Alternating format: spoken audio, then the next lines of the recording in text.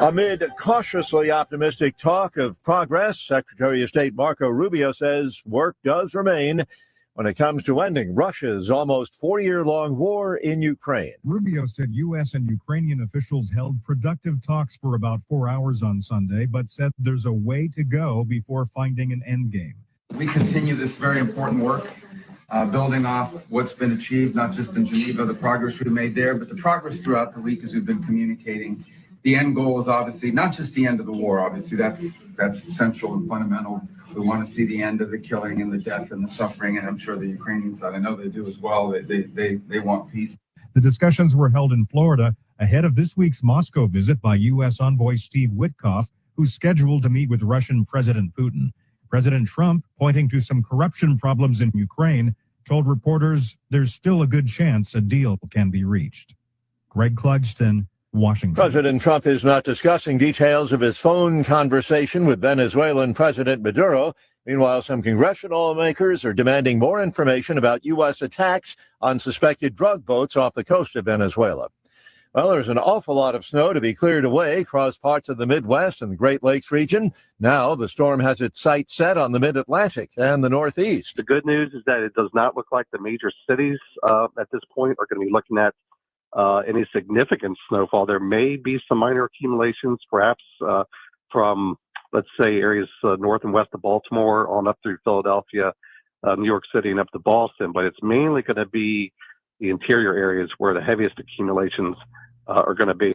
Andrew Orison at the National Weather Service. The Dow futures down 197, NASDAQ futures off 195 points. Townhall.com. Now there's a new way to take charge of your blood sugar. Introducing new Garlic Healthy Blood Sugar Formula from the makers of the nation's best-selling garlic supplement. New Garlic helps maintain healthy blood sugar levels with clinically supported levels of garlic, plus a custom blend of vitamins and minerals, and it's odor-free. Take charge of your blood sugar with New Garlic Healthy Blood Sugar Formula. These statements have not been evaluated by the FDA. This product is not intended to diagnose, treat, cure, or prevent any disease. Use as directed. With Progressive's collision coverage, my family gets up to $1,000 for vet bills if I'm injured in a car accident. And that makes this Chihuahua really feel like part of the family. What's that? I don't sound like a Chihuahua? Oh, I'm sorry. What exactly am I supposed to sound like? I guess all Chihuahuas are high-strung, riding around in expensive designer purses. Actually, I prefer riding in cars. So I appreciate that my family protects me with Progressive's pet collision coverage. Okay, maybe I am a little high-strung. Progressive Casualty Insurance Company and affiliates. Not available in all states. Coverage for dogs and cats is included with the purchase of collision coverage and is subject to policy terms. Two former heads from the Michaels Flooring Outlet Weather Center. Another shot of accumulating snow heads our way later today. Cloudy and cold through the morning, but we'll keep it dry until the afternoon when light snow begins to move in. With a high of only 29, everything that falls will stick to untreated surfaces. So let's be ready for some slick spots for the evening rush. But on and off snow is going to continue through the evening and into tonight. Most of us get 1 to 2 inches out of this. A few spots, maybe a little bit more. Roads should be in good shape by Tuesday morning's drive. 21 for the low tomorrow, 31 tomorrow afternoon. From the First Alert 4 Weather Center, I'm meteorologist Matt Chambers. This hour of News Talk STL brought to you by Chris Cooper and Serenity Wealth Management. Discover little-known strategies that could be the difference between choosing the care you deserve or having someone else decide it for you. Get a free copy of Chris's book at serenityltc.com.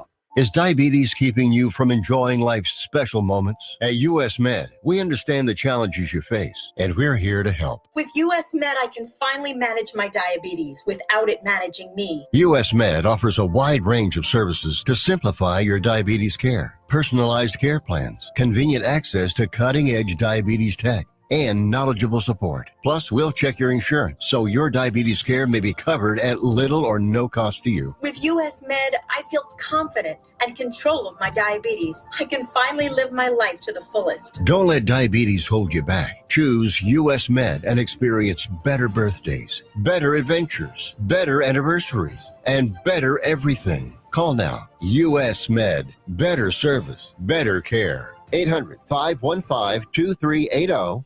800-515-2380. 800-515-2380. That's 800-515-2380. If you have a phone, you have a radio. Wherever I'm at, home, car, wherever. Download the all-new News Talk STL app. If you have a phone, you have a radio. Just the convenience on the phone. Streaming live on the mobile app. Love the new app. And listen anytime, Everywhere. anywhere.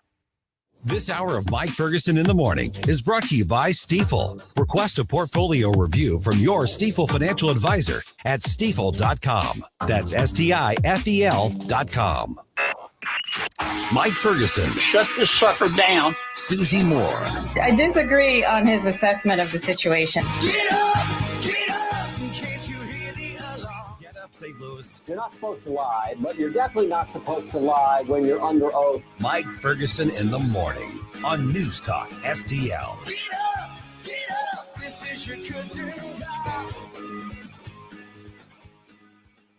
Welcome back to the Mike Ferguson in the Morning Show. Susie Moore here for you, filling in as in the driver's seat today. Mike will be back tomorrow, but I'm here with you. Jerome's here with us, and we've got Chris Cooper from Serenity Wealth Management with us too. Hi, Chris. Good morning, Susie. How we doing? Good, good. Welcome into the show. Thank you. Awesome to have you here. As I was indicating earlier, we've got tons of stuff to talk about today. But of course, the number one topic on a lot of St. Louisans' mind is this crazy snowstorm we had over the weekend, which it's not like it wasn't predicted. It was. I knew we were going to get snow. I knew it was going to get cold. I don't think I realized we were going to get quite the snow we were going to get that we got when we got it.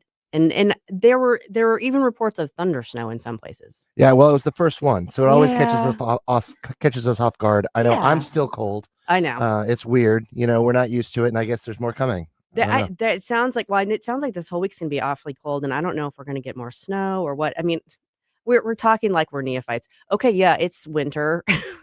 We're in St. Louis. We do get snow. We do get winter weather, but yeah, it kind of seemed like it caught people off guard. Yeah. Yeah, well, and it was quite a bit too, and fortunately, it did go away pretty quick. Yeah. But it was really nice, thick snow. It was. It was really I think pretty. Roads didn't seem too bad. They were at 6 a.m. on Saturday. I will tell you I that. can get that. Yeah, Mhm. yeah, because that's when it was going on, right? Yeah, it came down like hard and Yeah. like a lot all at once, and so I ventured out thinking I was gonna try to make my way. I'm okay driving in snow as long as it's not ice, and I got onto Highway 70. I got 2 miles from my house, and I was like, this is not happening. Yeah, nope. No, I mean, because they hadn't been plowed. Everything was creeping along, and I'm like, why? I'm not going to put myself through that. And it was a lot because I woke up and there was quite a bit on the ground. And to your point, the Yeah. thunder snow is something that we don't get all the time. So No. that was pretty interesting. No, and I didn't hear any up where I was. I'm out in St. Charles, but I know that there were reports of it, and that's always kind of a cool phenomenon. Mm-hmm.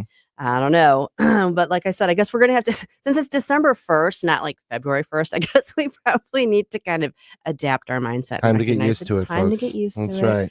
I don't like it. I would much rather it be summer. I'm a happy girl when it's 80 degrees and sunny. So I don't know. I probably live in the wrong place, but that is what it is. So on a more somber note, the last time we were here was right before Thanksgiving.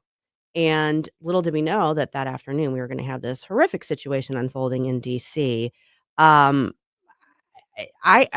first it was really hard to know what to make of it. Was there some sort of confrontation? What was going on? But very quickly it became clear this was basically an ambush situation. And these poor National Guard members, were caught unaware, unsurprised, or unprepared for this. And I know we're still, sorting through it all. Obviously, the suspect has been apprehended. He was shot by another National Guardsman, it sounds like, but he is expected to survive. Unfortunately, one of the Guard members did not survive. That's a horrific story. Found out she's 20 years old. Yeah. Sarah Beckstrom was her name. Both she and her fellow West Virginia National Guardsman, Andrew Wolf, I think is his name, and he's 24, were seriously injured. She succumbed to her wounds. It sounds like he's hanging on, and they're hopeful that he will pull through. But I don't even I didn't even know where to begin with how we process this. Yeah, it's tough. And right next to the holidays too, which, it's never great, obviously, but this is not what we expect. And these folks are just out there trying to keep people safe. And that's serving our country, trying to keep people safe. And they have a natural understanding that they're going to be in some harm's way, of course. Sure. But this is not what they expected when they Not woke like up, this. for sure, Yeah, I mean, you know? we've seen protests. We've seen sort of, I don't know, situations escalate where there is some confrontation. You hope that it's not going to, devolve into, violence and conflict. But at the same time, there have been heated situations, but not. Yeah, I mean, this was essentially an ambush. I know that there's still a lot to be learned about the suspect, Lockenwall.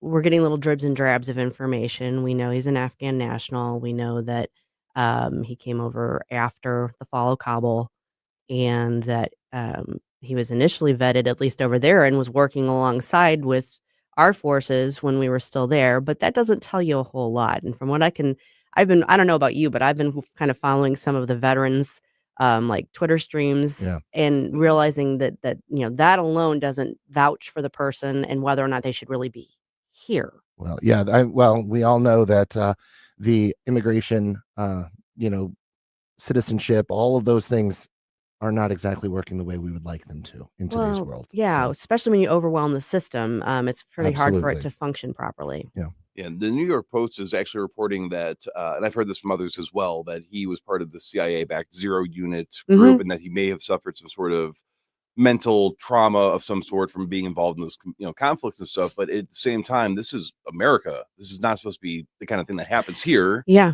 And it's just very heartbreaking, very tragic that we are putting people that should not have to expect armed conflicts and ambushes into cities, essentially, where that are behaving like almost combat zones at this point. I mean, Chicago's like this, New York city's like this, parts of California, St. Louis especially. I mean, why this is not something we should be accepting or tolerating in a first world free society. Yeah, and there's so many questions. I mean, from what we know, the guy drove across the country from Washington State to DC. If his aim, if his motive, if his goal was to confront National Guard forces, they're around. I mean, they're not. You don't have to go across the country to encounter them. If they hadn't been there, would he have just gone after tourists? It's right before Thanksgiving. There's people visiting DC, visiting family. There's just so much that we don't know. And the other thing, let's assume for argument's sake that he has experienced trauma, as many of our veterans have. That might explain why someone is having difficulties. It doesn't explain why they decide to travel across the country and target people. There's just so much that doesn't add up here. Yeah, and I've met people, and including my stepdad. He had a little bit of PTSD from his time and serving overseas, and I can understand in a moment if something happens in a moment and you have that sort of wig out moment. That's one thing, but snap. But nobody. I don't want to say nobody. I'm not a counselor or therapist, but it is very unusual that somebody would have a moment like that and then still get into a vehicle and travel across the state to then attack somebody completely on the other side of the country. That's just none of that makes sense. Strange. Christy Nome, Secretary of Homeland Security, was on a lot of the Sunday shows yesterday, a couple of the Sunday shows yesterday. And, one of the things that she said is that they're obviously looking into his background, but they believe he was not thoroughly vetted before he came here. But they believe he was radicalized after getting here. Now, I don't know what they're basing that on, and I don't know by whom or what. I mean, there's obviously a lot of questions. We haven't had a press conference from them really since Thursday, I think. So I expect maybe we'll see some more today. I know they were executing search warrants like in Washington and San Diego. They were kind of all over it. This guy had a lot of electronics. He had a lot of contacts. So I know that they're running this down, but it leaves so much. I don't know. And the thing about the discussion that arose almost immediately after was this notion from the left that, if the guard hadn't been there, then this wouldn't have happened. Yeah. Like, no. No one's presence legitimately provokes someone to attack and shoot at them. No. That's not the way that works. And you don't get to make the their skirt was too short argument about guardsmen that are just performing their duties, just standing around in a city. It just doesn't make any sense. Well, and I'm always afraid, first of all, I hope that people that are officials know more than what we do at all times. Yes. And I'm okay with that. That doesn't bother me. I think that their great transparency is wonderful, but you know what? You should know more than the general population. And so I'm hoping that some of the details that we do not know are going to be coming out with much more information at the right time, with the right, truth behind it. But Yeah. my big fear also is this is one of the first times we've heard of an act like this that has come out with this type of situation. Is it just one of what's going to happen next? And does that allow other folks to start escalation along that same front? Because we know we have crime in a lot of these cities that Jerome even mentioned a little while ago. We've got to get that under control. And that's really what's being done here. Where do we go from here? And what does that mean? That is an important question. And, there's lawsuits involving the National Guard presence in other cities. There's, in DC, even there was a lawsuit, even though DC is kind of a special case and there's additional federal authority for them to be there. But yeah, those things are all being litigated. We've got a case in front of the Supreme Court right now regarding the National Guard's presence in Illinois. And that's all being litigated. But meanwhile, I don't know, for the left, Democrats to try and flip this on its ear and say, well, this was somehow provoked. No. Everything's provoked these days from inside. Yeah. Right. And it just doesn't make sense to me, because at the end of the day, everyone should be wanting our cities and our citizens to be safe. Absolutely. I do not know why that is not just a common ground point. It just doesn't make sense to me. No, I don't either. And I understand the importance of noting that we don't want government overreach. We don't want to live in a police state. I get that. But we also don't want to live in a crime state. Right. And there are tools, there are mechanisms that we have to help kind of tamp that down. And I know there's a healthy medium there, but it does not involve people like randomly going off and shooting. No. Well, look at St. Louis, right? Yeah. I mean, this is a place close to home for all of us, right? Do you feel safe going to downtown St. Louis? No. Would you welcome some assistance from a federal level to give you that comfort to go downtown and enjoy the city we have and help to rebuild that? I would. I mean, this to me, this is common sense. Yeah, I agree. Okay, well, we're going to talk about that more coming up, and as along with some of the other fallout in relation to that. But up next, we're going to talk live and local. And before we leave, I want you to know we have not stopped doing our St. Louis food drive with St. Louis County GOP, our NewsTalkSTL food drive. That is still going on. We still need you to contribute. We still need to bring your non-perishable goods and non-perishable. See, I'm still waking up, guys. Sorry. And drop them off. We've got a bin here at the station. We've got them all across the St. Louis area. Chris's Pancakes, Michael's Flooring Outlets, Bartolino's. Get your non-perishable items, bring them, drop them off. We need you to help support this and help support feedmypeople.org.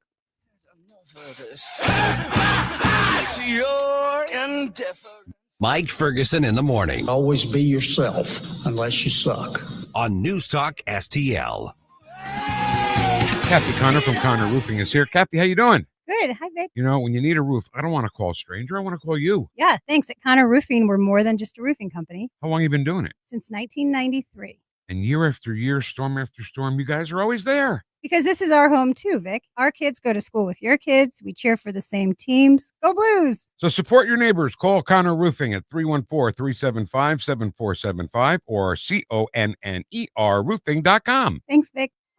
This December 13th, join Wreaths Across America at Belle Reve Gardens Cemetery as we remember the fallen, honor those who serve, and teach our children the value of freedom. Help us lay remembrance wreaths on the graves of our fallen heroes. Sponsor a wreath, volunteer, or bring your family to this meaningful tribute to our veterans, because every hero deserves to be remembered. Learn more and sponsor a wreath. Visit NewsTalkSTL.com.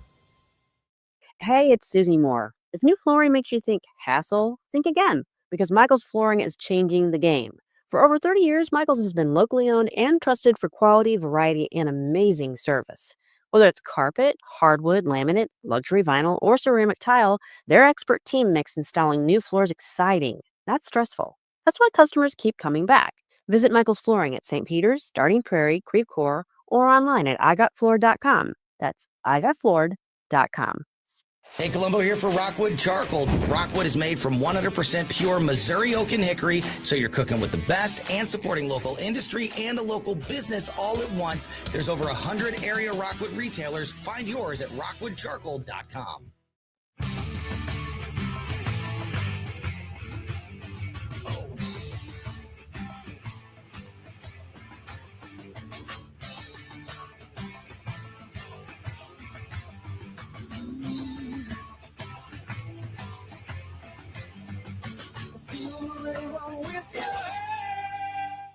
Hey, Chris Arp from the Tim Jones and Chris Arp Show. Make sure that you're listening to our show this afternoon from 4 to 6. Now back to the Mike Ferguson in the Morning Show. Welcome back to Mike Ferguson in the Morning. Susie Moore filling in for Mike today in the driver's seat. Got Chris Cooper here with me. Got Jerome keeping us upright. We were already talking about the snowstorm. It kind of dumped a lot of snow on us and caught people off guard. And I don't know what I haven't seen like the sort of the big picture predictions for what this winter is going to bring. But did you ever notice that you get some sort of unusual weather and all of a sudden everyone's like climate change?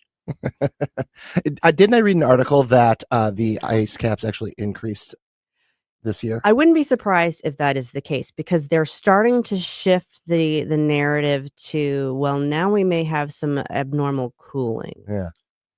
I know exactly what you're talking about. And yes, it was a funny, the first reports that I was seeing actually came out of the tail end of the Biden administration. And it was like for the first time in a while, the ice caps are actually refreezing. And it's like, aren't we supposed to be worried about them melting though? Yeah. Yeah. And yeah, no, for those that don't know, climate does change. Yeah, it's normal, right? Yeah. That's if it's not changing, we got a problem. That's what it's called seasons. It's called, the ebb and flow of life. The thing that you knuckleheads should be worried about is the pollution and all the byproducts of some of the stuff that we do. And nobody seems to care about that because you can't tax that. You have to say, stop it. And nobody wants to say, stop it to the people doing it. Right. Well, it is interesting. And I don't know about Jerome. I know you kind of check out this sort of stuff. So maybe you've been paying attention to the coronal mass ejections from the sun. Is that something that you track?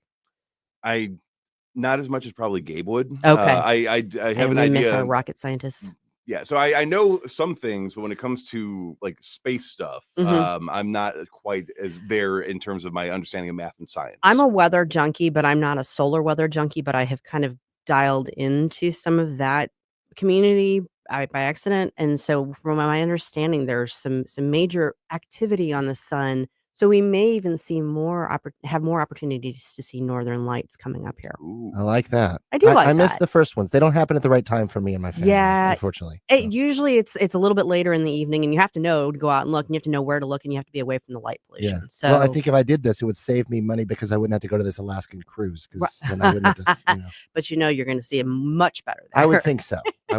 You might. Well, so that's nice to have to be local. But I just was thinking in terms of the different weather conversations that we're having, and as we head into the holidays, it's going to be interesting to see how much of that we see. One of the local stories we have been talking a lot about lately, loaded dice. Sheriff Alfred Montgomery, he had his big Quo Warranto trial that ended last week. And Chris, I don't know how closely you've followed this. Not being no longer working in the city, I haven't followed as closely, other than just to kind of talk about it here on air. But it has been interesting to watch that. Now, this is not his criminal trial. This is just to see if he's going to be removed from office. Right. I don't even know if there's a trial date. I'm pretty sure there's not a trial date set yet in his criminal trial.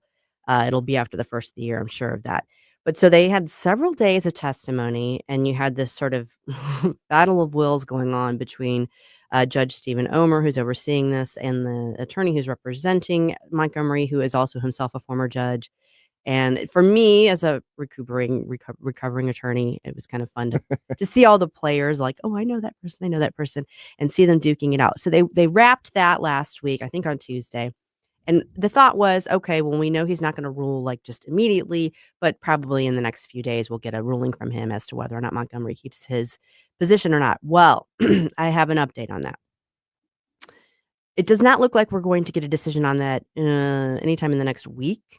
Might be more like 2 weeks. The reason I say that is because according to the court filings, the proposed findings are due on December 12th. And what I'm reading that is that the parties are supposed to submit to the court what they propose the court, like they're each going to have their own version of what they propose the court find. And then the judge is going to take those and then make his decision and incorporate, whichever findings he agrees with. Now, Montgomery's still working right now. Well, yes and no. He still holds the title, but he's in prison. Yeah, that's what I was trying to. So he's not like going into the office. So, but what are we? So, why is this taking so long? I guess is what I just don't understand. You know what? That's a really, really good question, and I don't know the answer to that. Now, these are not common proceedings. The last one we saw like this was when Kim Gardner was removed. And so I think a lot of people are unfamiliar with them. I'm unfamiliar with them. I've never been involved in this type of litigation. Obviously, it's a big deal if you're talking about removing an elected official from office because. But isn't there a code of conduct? Oh yeah, right? yeah. Like, hasn't that already been satisfied?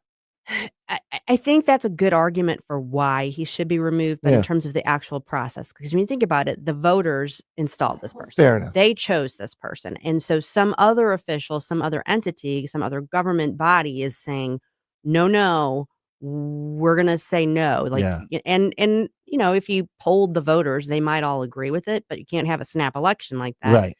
So it's a process, and there has to be due process. You're talking about taking someone's livelihood from them, and so you have to make sure I's are dotted, T's are crossed. Apparently, there were more witnesses, and it was more involved situation than we realized, because they had, I want to say, 3 or 4 days of testimony before they gave their closing argument. And I don't fault the judge for wanting to make sure that he's got all the ducks in a row before he makes this decision. Because if he makes the decision that we all think he's probably going to make to remove him, right? I mean that he's got to answer for that. Well, it just feels like a long time for just a simple remove or don't remove. It does. Right? There's a criminal aspect of things that take a long time. Mm-hmm. Go ahead. That I get that whole burden of guilty, innocent, proven guilty, you got to be innocent. You're innocent before you're proven guilty. But should we be in office or not? I feel like the burden of proof should be different. You know why I think we don't encounter this and why this seems so alien is because in most instances like this, the person has the good grace to resign. Maybe, yeah. There you go. Yeah. I mean, doesn't that normally? Yeah. I mean, that when you see somebody with this much kind of coming down on them, it's going to be really hard to do his job if he's allowed to, right? Yeah. Like, how does that happen? I don't know. Yeah, you would think that when something like this happens, just for the own sake of preserving your own honor, you would say, okay, guys, I may have done some things. I apologize, and let me go ahead and turn over my position to allow you to pick better. My thing is, I'm just waiting for the people to say they're forcefully removing a democratically elected official. This is an attack on our democracy under Trump's America. And I don't think I've been talking to people in the St. Louis area, and I'm like, well, what do you think about Sheriff Loaded Dice? And they're like, who's that? I'm like, oh, you got to be kidding me. I mean, it's like, There's not doubt. I know that they arrested like a sheriff guy. I don't know how they can do that. It's like, what do you mean? Yeah. So I want to believe that this is going to be. I mean, I'm not a lawyer, and I'm definitely not as smart as Susie when it comes to law. But this seems like one of those things where it should be a very clear, hey, you are doing, not only are you not doing the things that are your responsibility, you are doing things beyond your responsibility. Clearly, either you don't understand what your position is or you are abusing your authority and you are not fit to have this position. So you should just let's just say, okay, we messed up with that election and let's hold another. That just seems to be as simple as it should be. And for some reason, it doesn't seem to be that way. Yeah. I don't really... To me, it seems the logical, common sense thing here is for him to be removed from office because we don't know what's going to happen with his criminal trial. Maybe he's found not guilty. Even so, you would think that right now would be when he wants to turn his focus and his concentration on preparing his defense for that, because that's going to involve in him being, jailed for a pretty long stretch of time if he is convicted. So that seems to me to be where you would think his focus would need to be. But he's fighting this, and it'll be interesting to see. But from what I can tell, the information is very minimal when you look at it. But since there's a deadline of December 12th, that tells me that the judge is waiting on the parties to submit to him additional information, and then he will make his decision from there.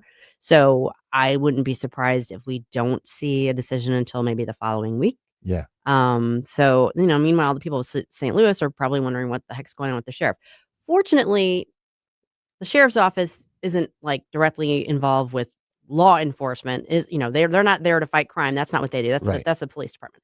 So it's not like their functions are still being taken care of. There's an interim that's been, playing the role, serving in the role in his absence, and the sheriff's office, I think, is functioning and doing, their main responsibilities. But even so, it's a very strange situation. Well, and this is from the city as a whole that has, been known for a, no police presence, anyway. So there's not a lot of cry for, a sheriff to be in position when you're looking at a defund the police movement. And I think people don't realize this. The sheriff's office, what they do really is they transport criminals, between the courthouse and the jails.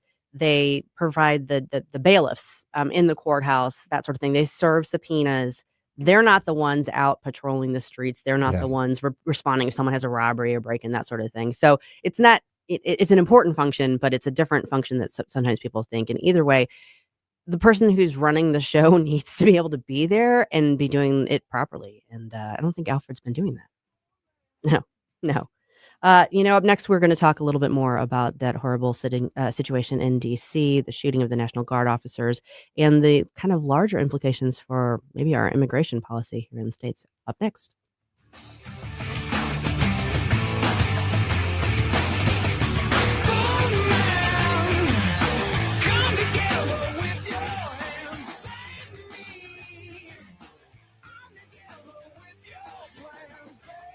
Mike Ferguson in the morning. The cross between Socrates and Dirty Harry. On News Talk STL.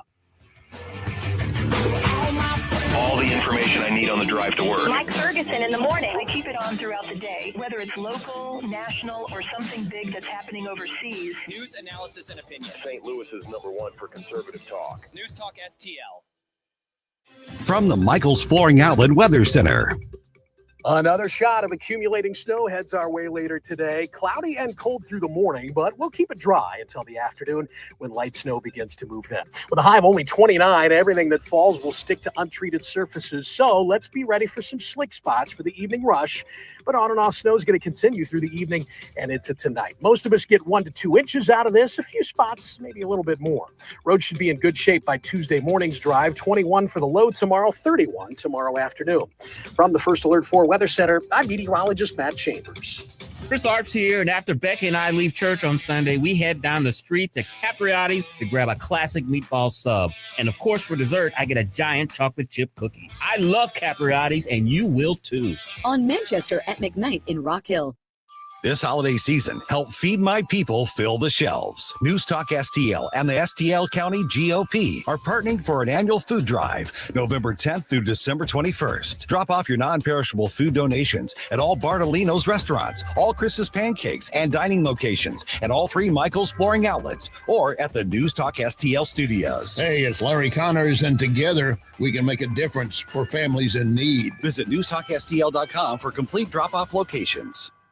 Streaming TV is where it's at. It's not about cutting the cord anymore. That's old news. It's all about your customized TV options. With the best and cheapest high-speed internet and your own TV subscriptions, we've got your dream TV lineup. Between wired and satellite internet and TV, you now have tons of options. Save money and get more internet speed and better TV today by calling the Whole Home Connect. We scan your location and offer you the best TV and internet options. And we always have specials and promotions. So when you call, ask about that. Take 5 minutes of your time. Make this free call now and learn how to save money and get better internet and TV for your home anywhere in the U.S. Make this simple and free call now. 800-257-1632. 800-257-1632. 800-257-1632. That's 800-257-1632.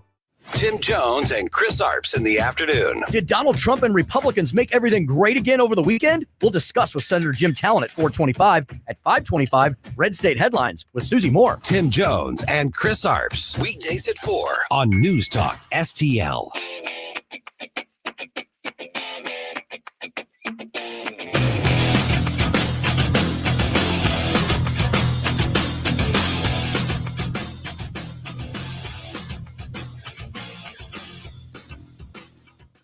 Good morning, St. Louis. Hey, it's Vince from The Vince Show right here on News Talk STL every weeknight at 8. Right now, it's back to Mike Ferguson on 101.9 and 94.1 News Talk STL. Welcome back to Mike Ferguson in the Morning Show. Susie Moore here in the driver's seat today. Got Chris Cooper with me. We've been talking about this horrific situation out of D.C. It's still, I know it happened Wednesday, but it seems very fresh, particularly because we had the holiday in between and ostensibly, theoretically, a slower news cycle aside from that. So we're all still kind of processing it. And unless I missed it, I don't think they've held a press conference since Thursday. I know they held one on Thursday, kind of gave an update. At that point, the suspect had been apprehended. As best we can tell, he is expected to survive. He was shot and taken down by another National Guardsman after the initial attack. And I don't know if you saw any of the video. There was a witness that caught video of the response from the other National Guardsman that actually shot and took down the perpetrator. And it was pretty stunning video. Yeah. But it doesn't sound like he's necessarily cooperating and saying, "Oh yeah, here's why I did what I did." We're still learning a lot more about him, and in the process, we're learning a lot more about what is and isn't done, and what has and hasn't been done to bring in people to the country from a vetting standpoint. I'm hoping that this spurs a serious conversation and examination of the process that we're undergoing. I mean, President Trump has already kind of spoken out on this, and they're basically saying like we're putting a halt to asylum. And I know, and I understand the pushback on that. People, feel from an empathetic perspective, like people that are refugees that we should be welcoming into our country.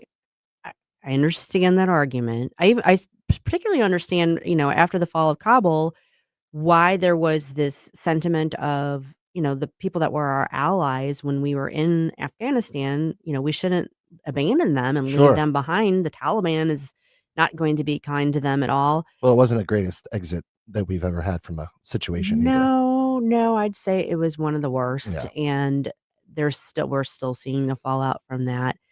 There were people basically very hurriedly put on planes and brought over. And I think, at least according to Secretary Nome, and what we know so far, the vetting that was done was sort of minimal and haphazard, which, again, getting back to what I was saying earlier, when you overwhelm a system, it's not going to function properly. Mm-hmm. When you have Black Friday is a perfect example. Normally, if you go to shop at Kohl's or Walmart or Target or whatever, it's, it might be busy or whatever, but you walk in the door, it's an orderly situation. You shop around, you try to not hit other people with your carts, and you get your goods and you check out. And it's a process. It's an orderly process. We all know how that works. When you have like a big, crazy shopping day like Black Friday, we've seen over and over again. Mass hysteria. It's mass hysteria. It's chaos. You've got this influx of people overwhelming the system, and it doesn't function properly. Okay. And I'm not minimizing what we're talking about here. I'm just saying that's what happens when you have a mad rush of people. You can't process them properly. And I don't know what the vetting process can even look like. The problem with countries like Afghanistan and some other similarly situated nations is they don't have like governments that we can communicate with and get like solid information on people. Right. There's not the same background that we have here in this country. If we decide to go anywhere, those countries could find out everything they want to know about our history. Right. I don't think that exists in other countries, especially like Afghanistan. We hear talk about the biometric database, that sort of thing. And I know that they're, I think, using that now to sort of trace this guy's contacts. But we were seeing conflicting information about, everything that we've seen about him is that he's 29 years old. Supposedly he's got a wife and 5 kids, which is a lot for 29, but okay. But then there was some information on his background that made it seem like it didn't add up with his chronological age. Like he would have been having to be coordinating with allied forces when he was like 13, 14, 15 years old at best. And I don't know how much of that information was reliable, but then it was pointed out, do do we really know he's 29 years old, or is that just a date someone threw on a form somewhere? There's not a good, easy way to vet people from countries that don't have the type of system and apparatus that we have. And we've had for years, and that's part of it, right? When absolutely. you've had this for years, you could go back to somebody that was born in the 50s, the 60s, or even before that, and you've got a birth certificate, you've got a criminal record, you've got a background investigation, you've got fingerprints. That doesn't exist in these countries. Yeah.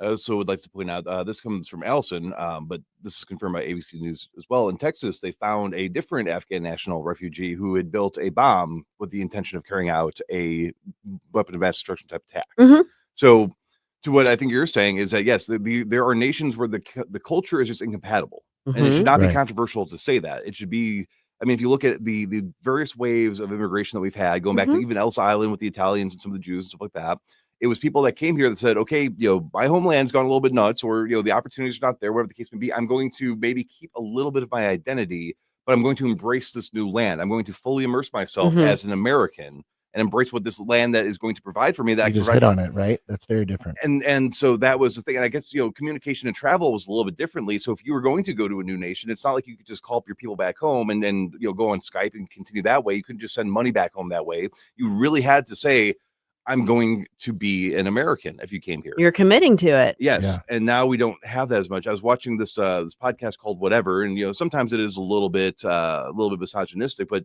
there was this Colombian lady, and the host is saying, look, if a war broke out between Colombia and the United States, who are you backing? And this is a naturalized U.S. citizen. And she says, I would back Colombia because those are my people. And he's like, well, don't you have to take an oath of loyalty to become a naturalized right? citizen? There's a process to go why, through. yeah, why are you here? And she's like, well, because I want to be here. But my loyalty is with my people back in Colombia. And a lot of people have come forward and they say, no, we know that even legal immigrants are lying about this. So they have no intention. They want to come here for the economic to be a little bit safer, to have better jobs, better opportunities, nicer, a better quality of life. And then a lot of times they're sending money back home, or they have intentions of saying, well, I can benefit from America, but I'm still a Muslim. I am still a Hindu. I'm still whatever in these cultures.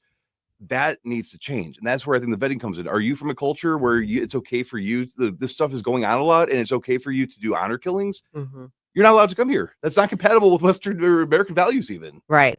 I know I think Ilhan Omar is a shining example of this. I mean, she came to America when she was very young.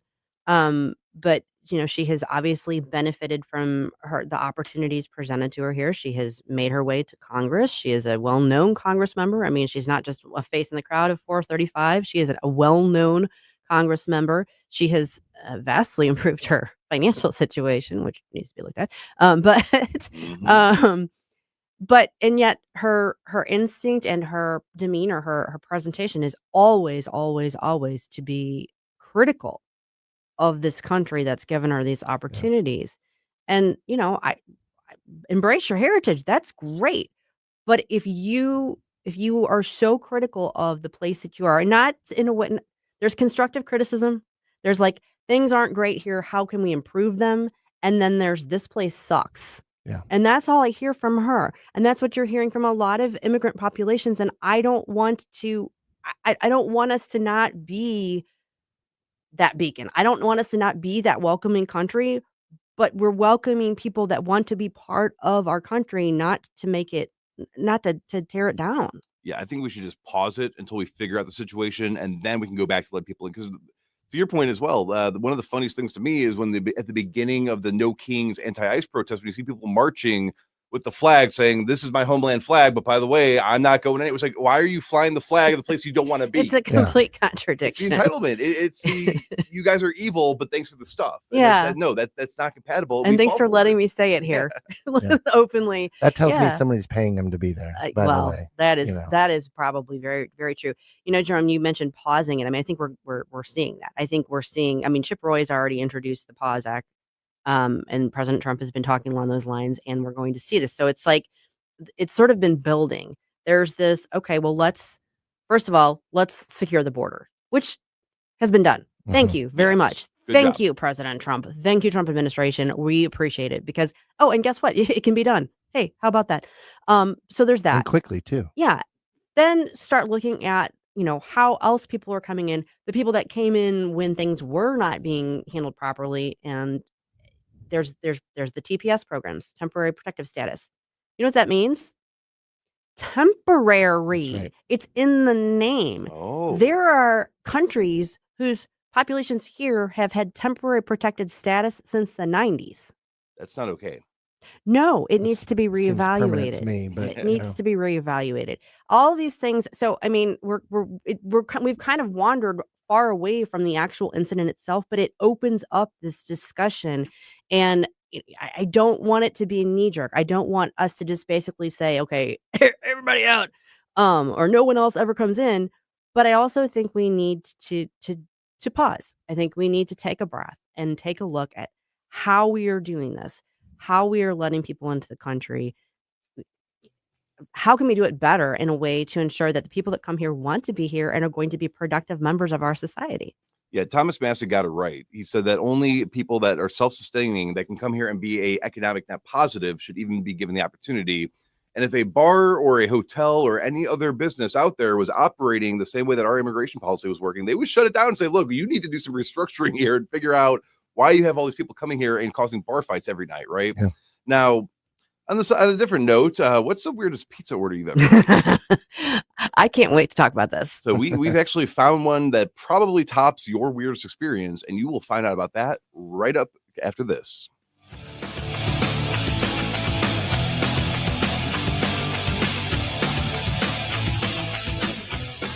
Mike Ferguson here. Retirement should be a time you can relax. No more stress from work. But there's one thing you can't forget about when retiring. That's your money. Do you have enough saved to fund your income for life and keep up with inflation? How will you claim your Social Security benefits? And what about long-term care?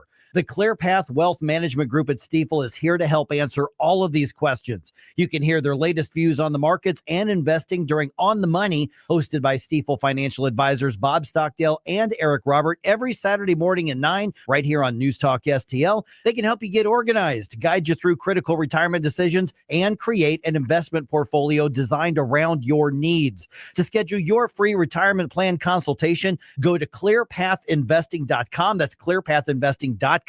Or call 636-695-2650, 636-695-2650. Stifel Nicholas and Company Incorporated, member SIPC and NYSE. Hey, Colombo here for Intervine, a great local company that has customers all across the country due to the quality of their products. Intervine has the best flashlights, lanterns, headlamps, and even batteries, including the new Monster 2000 Lumen waterproof lantern and the Sentinel 2000 self-defense flashlight. Our home and vehicles are full of great Intervine products, and right now you can shop their website and get 25% off your entire purchase just by using my name, Tony, as your promo code. That's promo code Tony at Intervine.com. This hour of Mike Ferguson in the Morning is brought to you by Stifel. Request a portfolio review from your Stifel financial advisor at Stifel.com. That's STIFEL.com.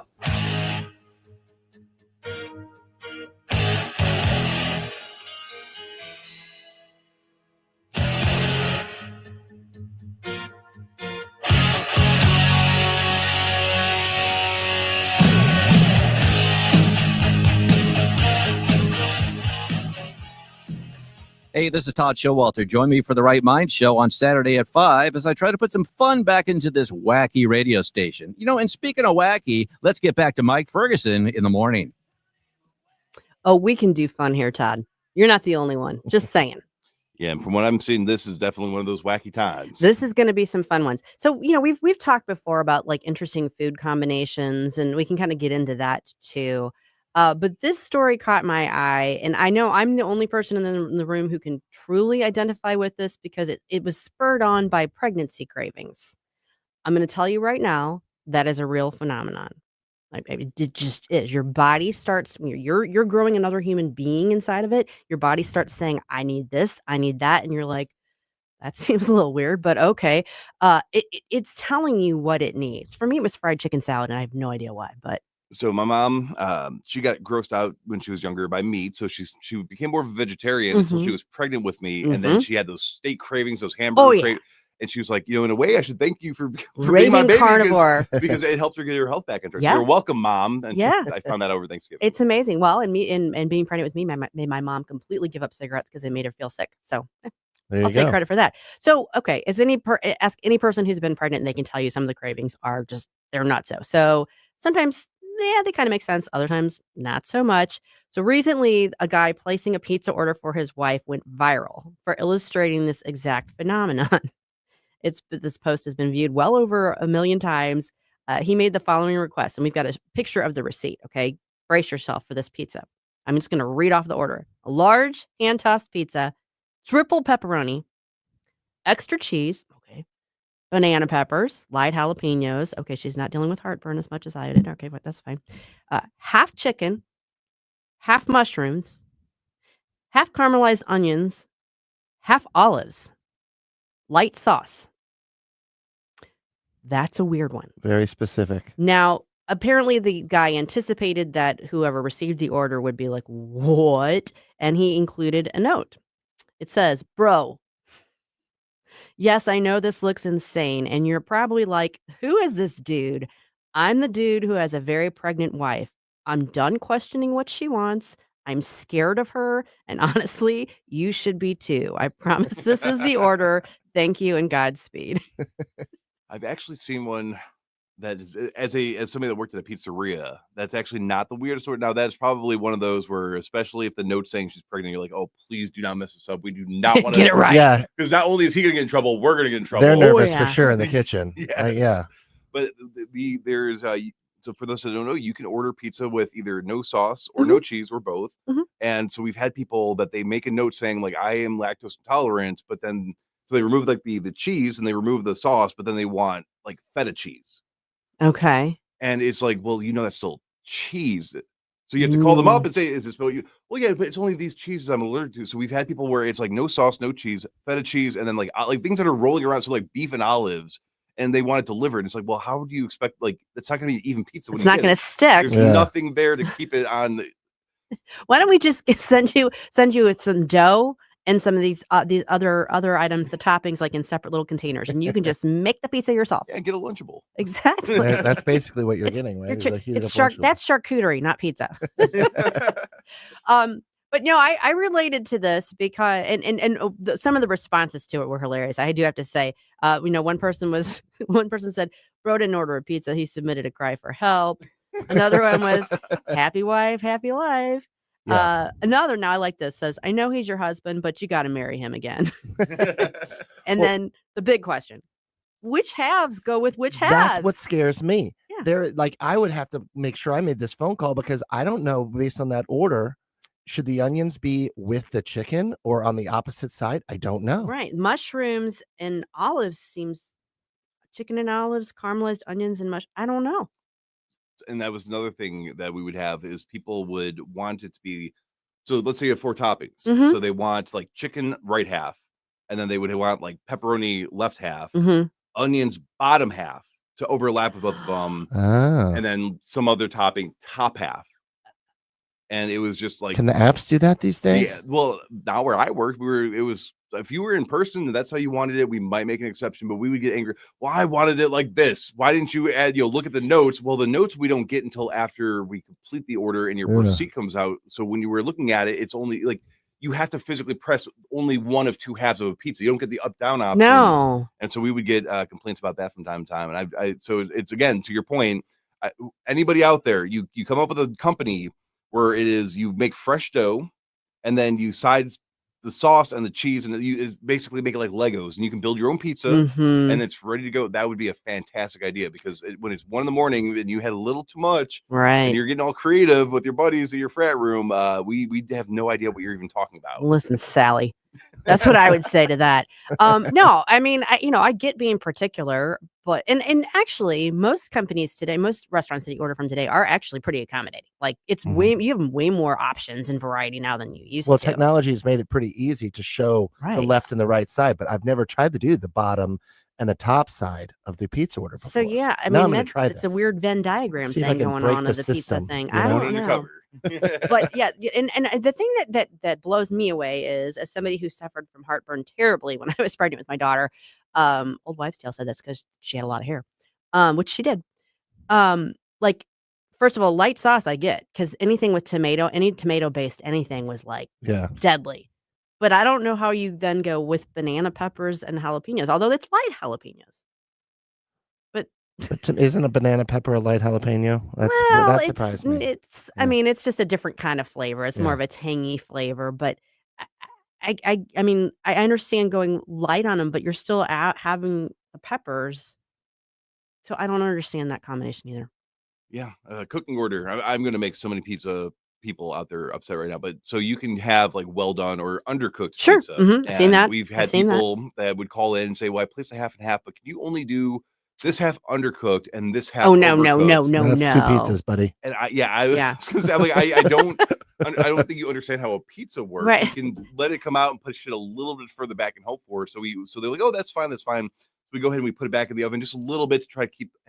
And they're like, "Well, you overcooked one half side of it." I'm like, what do you think overcooked meant? Like, you wanted it well done. That's well done. So Goodness gracious. because they ordered light cheese on the well done side, they ordered extra cheese. They're like, "Well, I kind of like the soupy pizza." It's like, that's no. You kind of wonder. I mean, I'm going to set aside pregnancy cravings for a second, because those are legit, and sometimes they make no sense to you. Even you're just like, I don't know. It's just telling me I need this, but yeah, people, the expectation, the sort of entitlement mentality, like I want this perfectly made to order just like I want it. But now I don't. That's just not realistic. And I mean, I can't be pregnant. For anybody out there, by the way, men cannot get pregnant.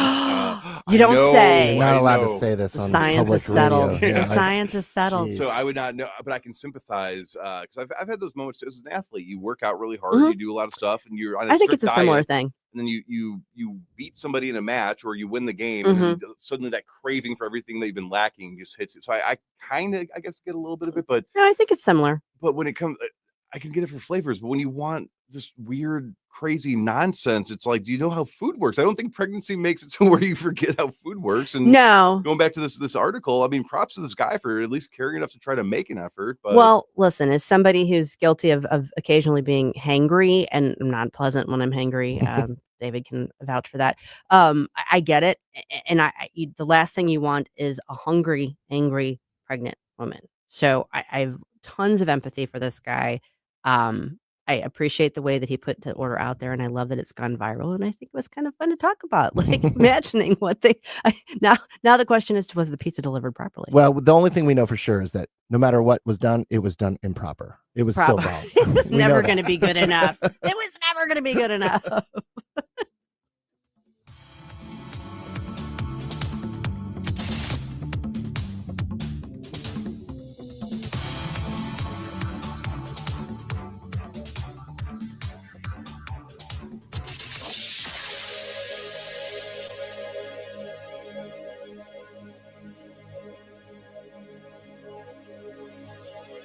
Do you own a timeshare? Well, face the facts. You made a mistake. You made a bad purchase. A timeshare is not an investment. It's a money pit that continues forever. If you use your timeshare, that's great. But if you don't, and you want to legally get out of your contract, call my friends right now at the Timeshare Exit Hotline. They're an experienced team of lawyers who help good people like you get out of a timeshare contract that they just don't want. Don't throw away your money on maintenance fees. Use it for things you really want. We can help you end your timeshare contract and stop the money drain immediately. If you are ready to move on with your timeshare, call our team right now. Cancel your timeshare now with this free call. 800-524-1641. 800-524-1641. 800-524-1641. That's 800-524-1641.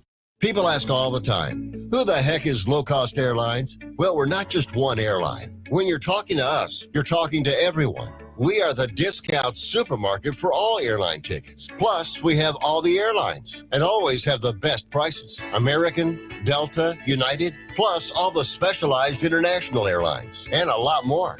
And we make it easy. We guarantee you'll talk to a live human in 60 seconds. You can have the rate you need and have your trip booked in 5 minutes. Now, how cool is that? And remember, when you're talking to us, it's like talking to every single airline available with one fast phone call. All you need to do is call and find the best prices to fly wherever it is you want to go. So are you ready?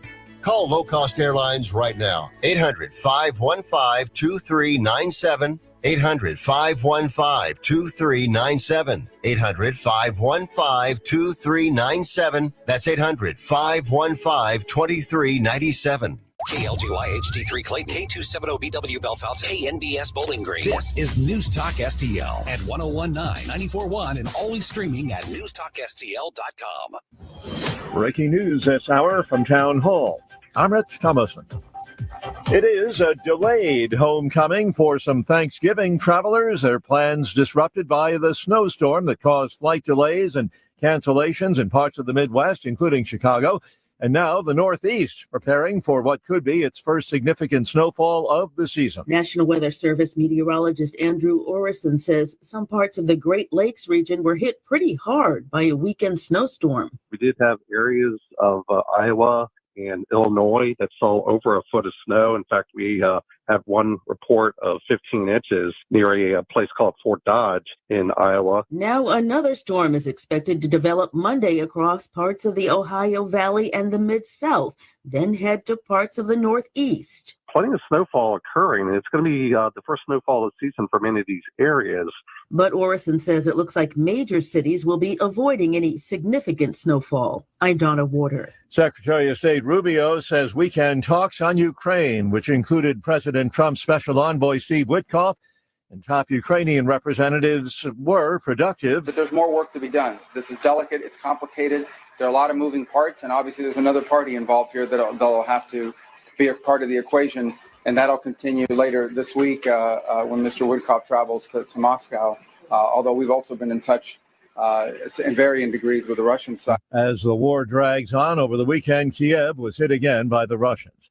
Police are appealing for witnesses of a deadly weekend shooting at a child's birthday party in Stockton, California, to come forward as they continue hunting for a suspect. 3 youngsters ages 8, 9, and 14 were killed, along with a 21-year-old. Wall Street, Dow futures down 218 points. NASDAQ futures off 239. More on these stories at townhall.com.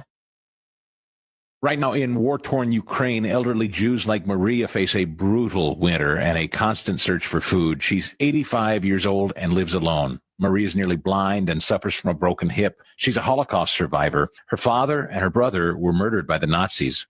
Maria still lives in her childhood home. There's no indoor plumbing, no heat. It's bitter cold. And today, like yesterday, Maria barely has enough food to survive. Her hunger is unbearable.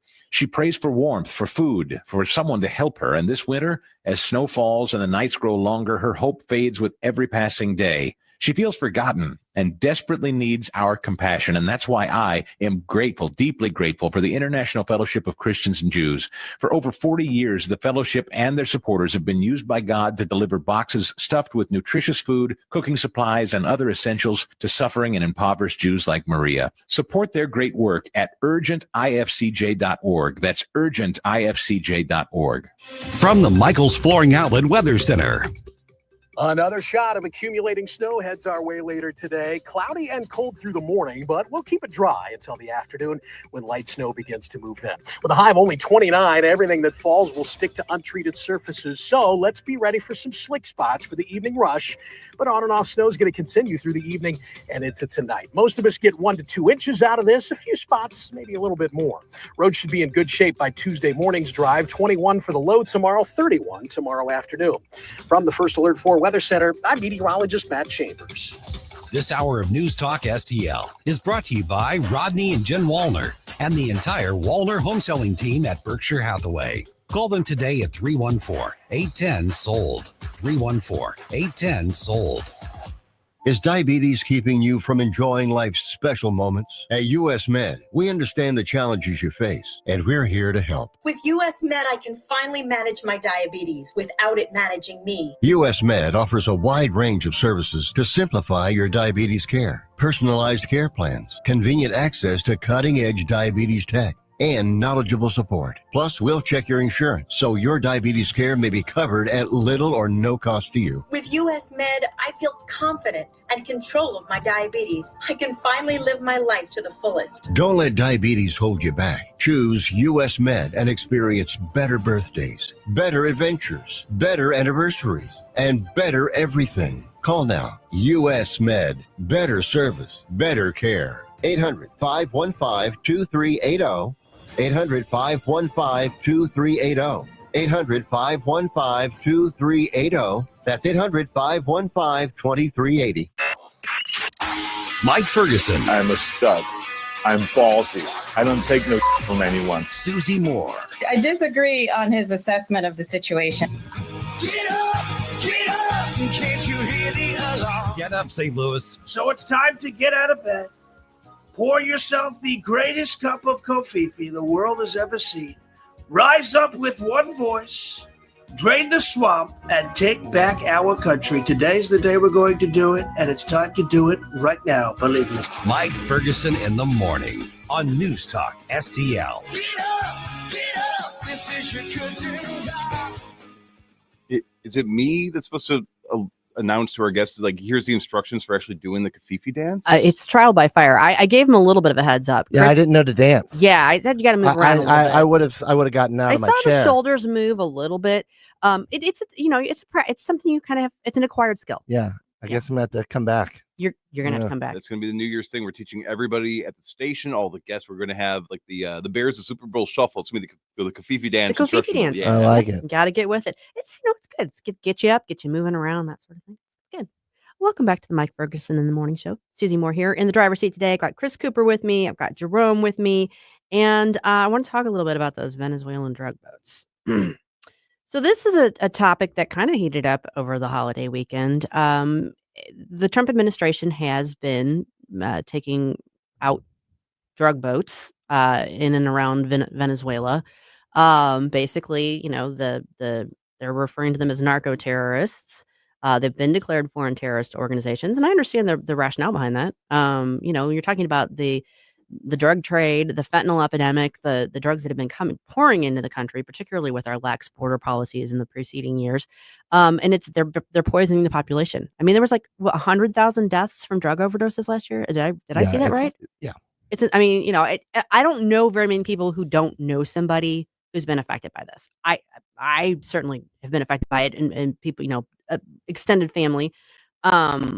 It's a horrific thing. It's a scourge.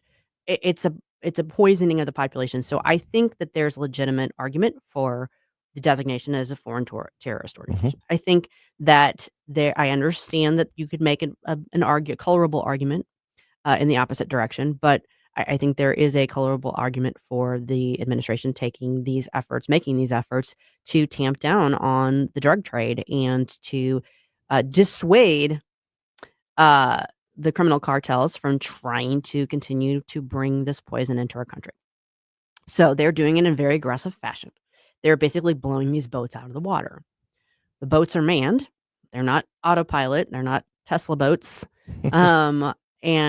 So obviously that involves the killing of the people that are operating them. I understand the arguments on that. I am a pro-life person across the board, so I understand there's a moral question there.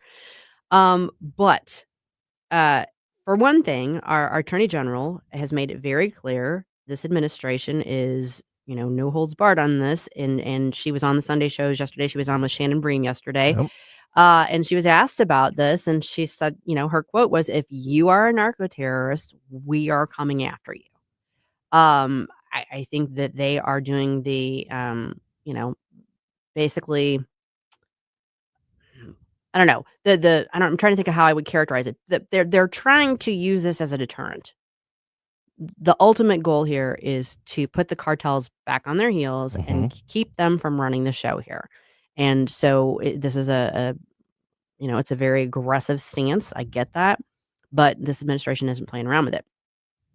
So this has been going on for several months that they've been taking these actions against the drug boats, and now it's interesting timing of things.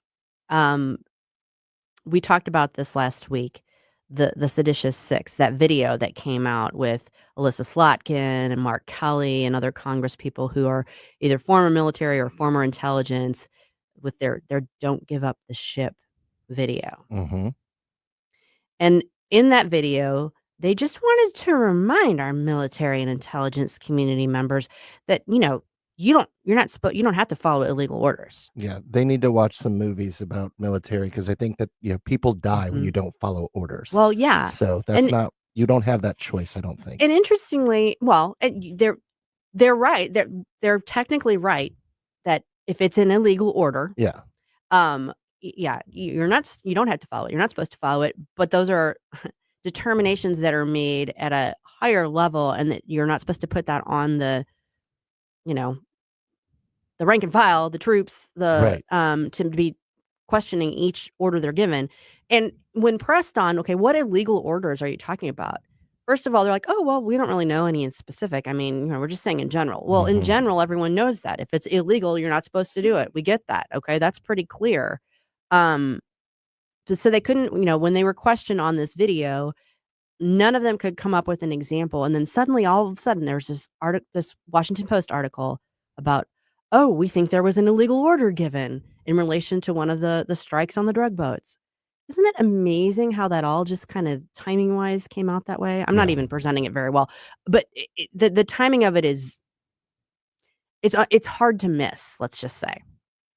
Well, first of all, I would not mess up Pam Bondi's pizza order. No, I don't care if she's pregnant or not. No, absolutely not. She is Agreed. feisty, Mhm. and I love listening to her on any show, quite frankly, because I'm afraid, and I don't, drive drug-filled boats. Mhm. So hopefully the Venezuelans, the terrorists, the narco terrorists, are afraid, and clearly the countries that are harboring these narco terrorists don't seem to care too much, because otherwise they'd be up in arms about us ending the lives of their supposed citizens. So they don't seem to care too much, do they?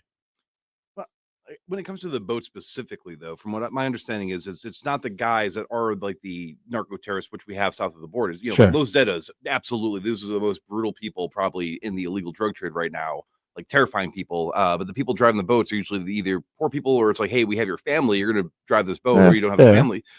But I guess the reason why I'm not as big a supporter as blowing up the boats is, one, I mean, we have a pretty kick-ass Navy, so it's like we could definitely get these guys, figure out where the operations are being coming from, and get the base of operations. But two, Well, I like that approach actually even better. yeah, say, hey, look, you could have a nice vacation going waterboarding at Guantanamo Bay, or you could tell us where these drugs are actually coming from, so we can get the guys doing it. But when we look at illegal drugs and the overdoses, and it's terrible, and I know people personally that are not here because of that. It's 100,000, but even with pharmaceuticals, prescribed drugs, it's a much higher number, and we're not blowing up big pharma. The people bring the pills to the pharmacies. Well, that's a fair point. So I would argue we could squash this a lot quicker. I mean, and don't get me wrong, those videos of those bloats blowing up, it reminds me, it's like, yeah, get them. But and that's wrong on me probably, but that's that's how it is. It is a cool video, and it does remind us how awesome our military is and our capabilities are, and how, I mean, the intel agencies we have going through and doing that, but we're not hitting them where the production's happening. We're not hitting them where the people that are recruiting the boat drivers are. Yeah. And I think we could do this a lot more effectively for a lot cheaper, because it's not cheap to launch those missiles from the skies. And I think that would be, why are people going for illegal drugs? Why are people actually overdosing? And if you look at the statistics, from at least the ones I've seen, you start off, you go to a doctor because you hurt your back, you have painkillers that feel really good, and now the doctor says, well, your back's healed, no more painkillers. And so now you're going to go and you're saying, well, I can get the same thing, same quality from that guy over there, and that's what's fueling a lot of this. Right. No, I mean, there's a lot of issues that all intertwine. You can talk about the economy, which we are going to talk about coming up. You can talk about, joblessness and depression and despair, and how that sort of fosters an environment where people turn to drugs, as a way to cope and dealing with pain, that sort of thing. We definitely need to be addressing it on a multi-pronged front, if you will. And one of the things I thought was interesting that Bondi said yesterday, she said, the Democrats, for whatever reason, they don't want to agree with us. She said it's crazy. The drugs that are flowing into our country from these terrorists are killing our children. And if the Democrats won't protect our children, Donald Trump will. By any means we need to within the legal realm of our society. And that's what we are doing. So even she's she's the top law enforcement, top, she's the attorney general. She's emphasizing that they're focusing in on what is legal and what is not. And I don't want to gloss over the fact that we know that there is strong opposition to this administration. We would anticipate that. But what we're seeing lately, I feel like, is this concerted, orchestrated effort combining Democrat officials, the legacy media, the intelligence community, the part that isn't on board with the administration, I would say. And there seems to be this concerted effort because I don't think you can overlook the fact that the chronology of how these things happen and then how this story comes out, which the administration refutes and says that actually didn't happen. You can choose not to believe them, whatever. But the bottom line is this anonymously sourced story, timing wise, comes out immediately after this video. I don't think you can just chalk that up to coincidence. No, well, and you always see the hypocrisies coming in. Like, how many clips Jerome, you could probably find 15 clips in the matter of 30 seconds of the Biden administration talking about fentanyl being the biggest problem we have as a country. Mm-hmm. Here we are doing something about it. And it's like, oh, no, we can't do that all of a sudden. Because Trump. We could have done this. We could have been doing this for 4 years. Yeah, no, I agree absolutely with that. And again, in places like Portland, Oregon, and places like New York, and places like Chicago, it's gotten so bad. You see the people literally passing out on the streets, standing up. Ugh. And there's a whole trend online of Japan where it's like, look at me, I'm American, and they're waiting for the subway and they're mocking us because they're. And on the one hand, it's gross, but on the other hand, it's like, look, it can't only be the federal government doing something about it, right?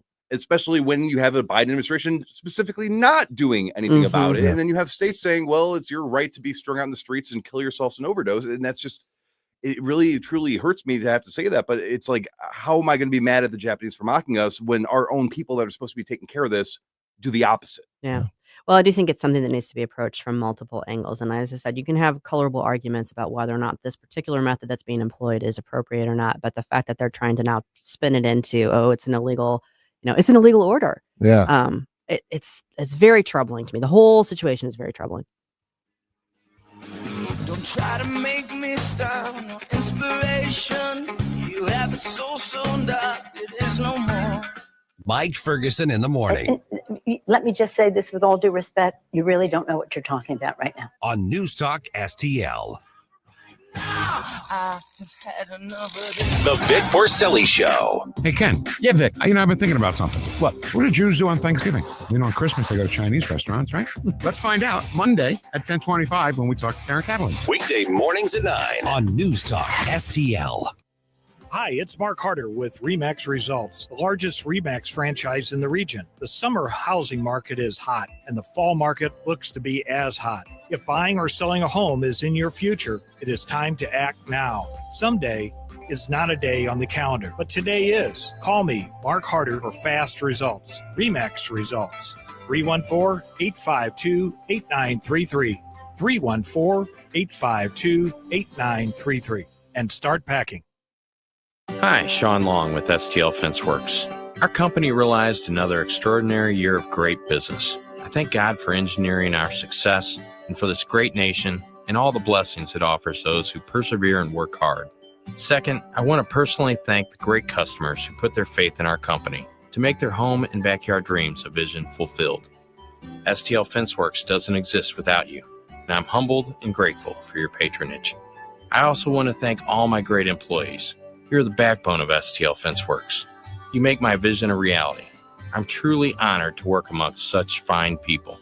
Finally, as the year ends, I want to remind everyone to take time to enjoy the season. Embrace your family and friends, count the blessings in your life. Reflect on the important things, and don't forget the true meaning of Christmas, when a baby was born, Jesus, our Savior. On behalf of everyone at STL Fenceworks, have a very Merry Christmas and a blessed and prosperous New Year. News, analysis, opinion. You know, they're literally taking the Constitution and putting it in a paper shredder. News Talk STL.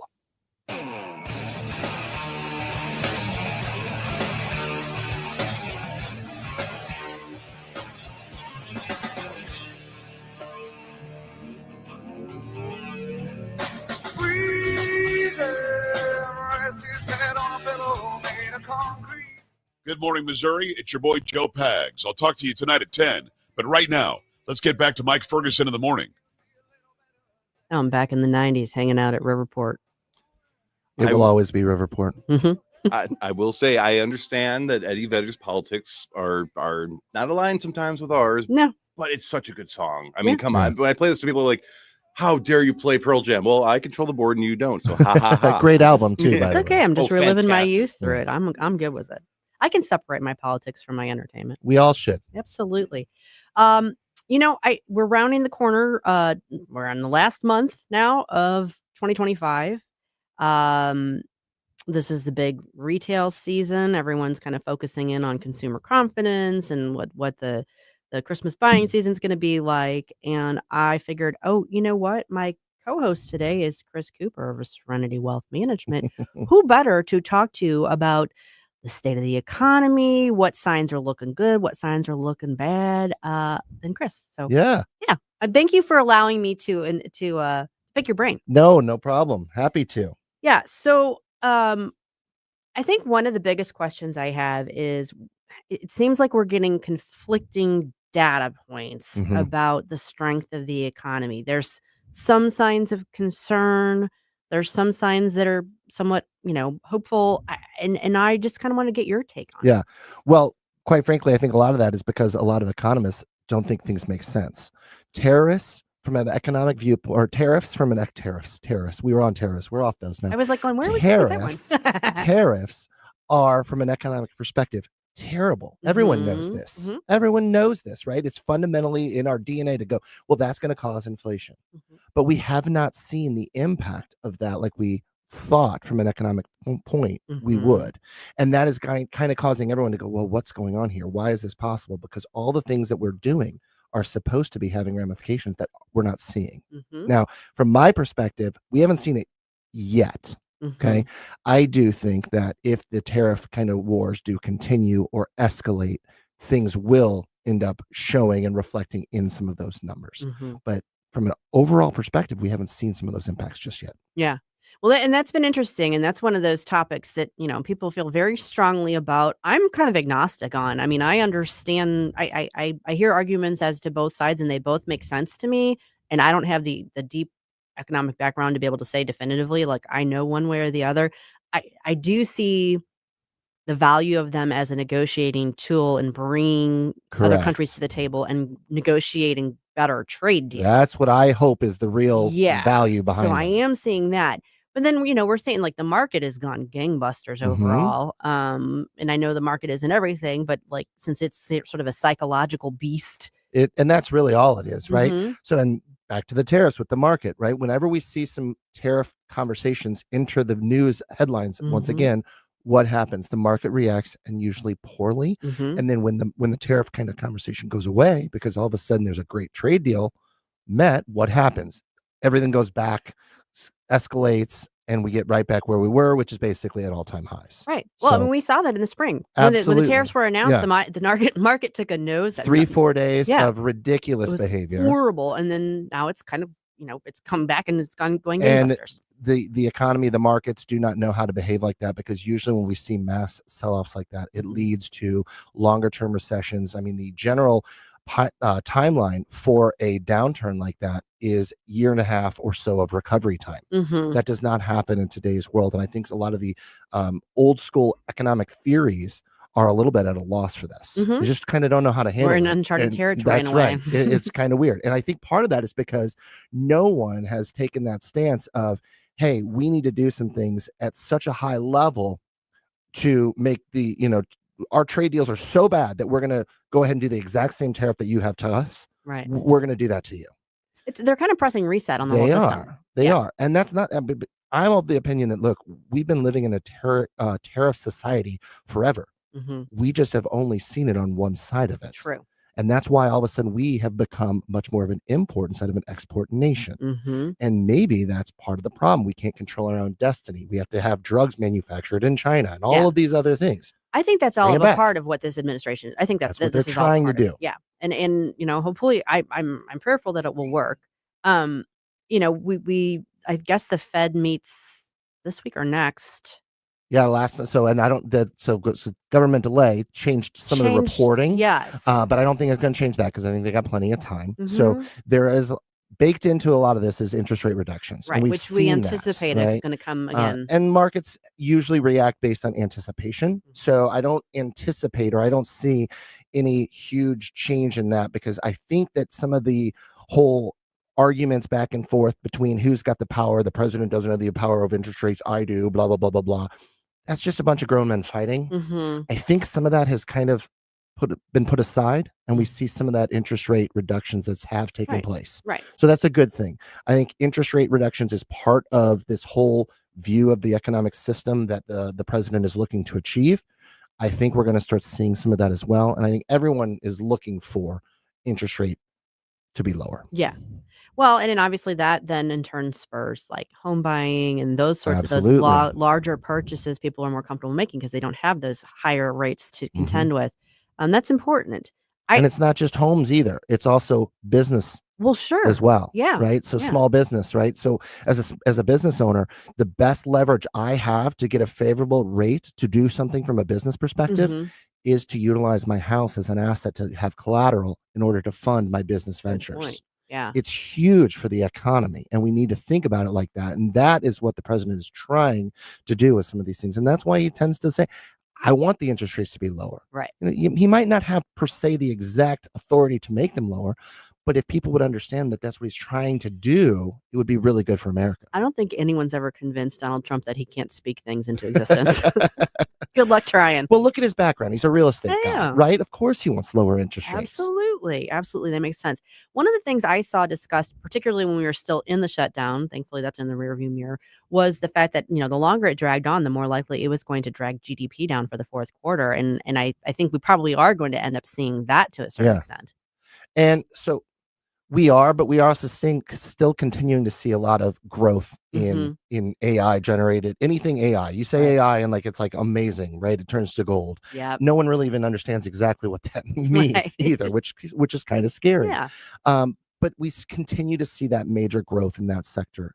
And so we still are seeing a major shift in growth in the economy. The biggest challenge I still see is the debt. We have this huge, massive national debt that continues to grow and grow and grow. And everyone says, oh, it's this government spending and President Trump. No, every administration is going to see an increase in the national debt unless we stop government spending. And that's why everyone's all up in arms about Doge and all this stuff and all these cuts. Well, guess what? The government was just shut down for a record period of time. And most Americans, and for those that were impacted, I'm sorry for this statement, but the vast majority of Americans were not impacted. No, not directly. Right. I mean, there might have been some inconveniences. Certainly, like air travel was starting to be impacted, that sort of thing. It's not that we weren't aware of it, but in terms of your day-to-day life, no, you realize. And when you start seeing, I don't even think we're gonna have time to talk about it today, but you start seeing these stories about those massive fraud schemes in Minneapolis. Sure. You realize the amounts of money, the federal dollars that are going towards different programs. The top was blown off of USAID when the Trump administration came back in, when Doge got involved, and they started kind of weeding through all of these programs that we were spending millions, billions of dollars on, and people were going, wait a second, is this really what we want to be spending our money on? No, we don't want to me, the less the government is involved, the better. Yes. Period. Yeah. The government is an inefficient beast of an organization. And that's okay. It is designed that way. We want it to be inefficient. We want it to be efficient when we need safety. We want it to be efficient when we need border control. We want it to be efficient during wartime, protection, those kind of things. That's what it matters. But I want the government to continue to be inefficient because I don't want it to do anything that we don't want it to do. Yeah. Now, one of the things, 'cause I'm also with you on the fact that like the tariff for all intents and purposes have been consumer taxes on imported goods. I mean, which is the worst kind of inflation you can possibly have. yes. And what I was hoping it would be is that we were going to charge the companies to import them to us, which I think a lot of people still think that's how it works. Yeah. But I have heard the argument, well, okay, we can maybe temporarily put the free market idea on hold because we need fair markets because, when you look at the way that other nations deal with us, they're tariffing all of our goods and they're making it more expensive and Right. they're really destroying international competition, but then they want to have the benefit of being able to compete with our companies. What would be the response to that? Well, and every country taxes their citizens differently, right? So other countries use tariffs as a generation of revenue so that they can fund their governments, right? And fund how they operate. So you can't necessarily compare tariffs from one country to another other than how it impacts us, right? So this is why I always look at this as the president is trying to use this as a negotiation tool to give us the ability to be more competitive, okay? Now, the other thing that this is why it's always a multiple faceted approach with President Trump, right? He wants to spur economic growth in the states. So what do tariffs do? They increase the cost of imports, encouraging you to potentially bring those things back to the states. True. Now, if that happens, that's going to be great for job creation, all of those kinds of things, which is wonderful. But those things take time. Yeah, that that's is a not an overnight. long-term thing. You're not going right? to see the Right. effects of that for Right. a long time. Which I love that he's thinking long-term as well, right? Because most politicians, quite frankly, do not. True. And this is where I always go, man, I'm okay that he ruffles some feathers from time to time. But be careful with how many feathers you ruffle because we need to make sure that we continue to win the midterms. We need to continue to win so that we can make sure we stay on this path from a long-term perspective. We needed to be strategic ruffling. Yes. Right? Yeah. That's right. Up next, we're going to be joined by Congressman Bob Onder, and we're going to talk with him and get his thoughts on the D.C. National Guard attack and much more.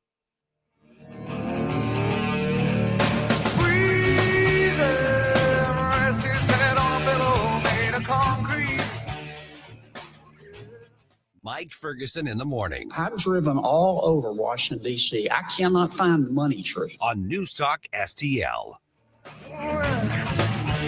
From the Michaels Flooring Outlet Weather Center.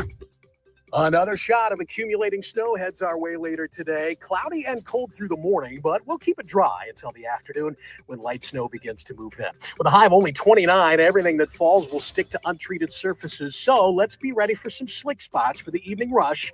But on and off snow is going to continue through the evening and into tonight. Most of us get 1 to 2 inches out of this. A few spots, maybe a little bit more. Roads should be in good shape by Tuesday morning's drive. 21 for the low tomorrow, 31 tomorrow afternoon. From the First Alert 4 Weather Center, I'm meteorologist Matt Chambers. Dr. Draghi and his team at Esquire Sports Medicine get pros back on the field, so they can certainly help you. You need an MRI, X-ray, CAT scan, pre- or post-surgery treatment, rehab. The chiropractic physicians at Esquire can help you or connect you to experts you need. And I know you're hurting right now. You don't want to wait. Esquire sees new patients often within 24 hours. EsquireSportsMedicine.com. Larry Connor's commentary, brought to you by Vincent's Jewelers, offering a wide selection of jewelry, including lab-grown diamonds, affordable earrings, bracelets, necklaces, and rings, up to 75% off their natural counterparts. Visit VincentsJewelers.com. This is Larry Connor's commentary on News Talk STL. It is a known fact that terrorists know how to carry out mass murder. But lately, we're also realizing they know how to carry out massive fraud. Case example, the backyard for Somalia immigrants, the state of Minnesota. City Journal, which is a conservative think tank with Manhattan Institute, focused on just autism fraud. Some cases were real, many were fake, others were simply exaggerated, all to get money. And in some cases, the families were promised $300 up to $1,500 a month if they would simply enroll their child in the state Minnesota autism program. How did those numbers go?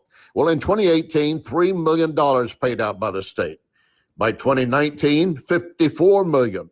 By the end of 2023, $400 million. The money went not just to help with any autism care, but deprived other kids who did need it. And of course, the money went back to Somalia, supporting Somalia terrorists. At one point, 1 out of every 16 4-year-old Somalian children diagnosed with autism. That's triple the average.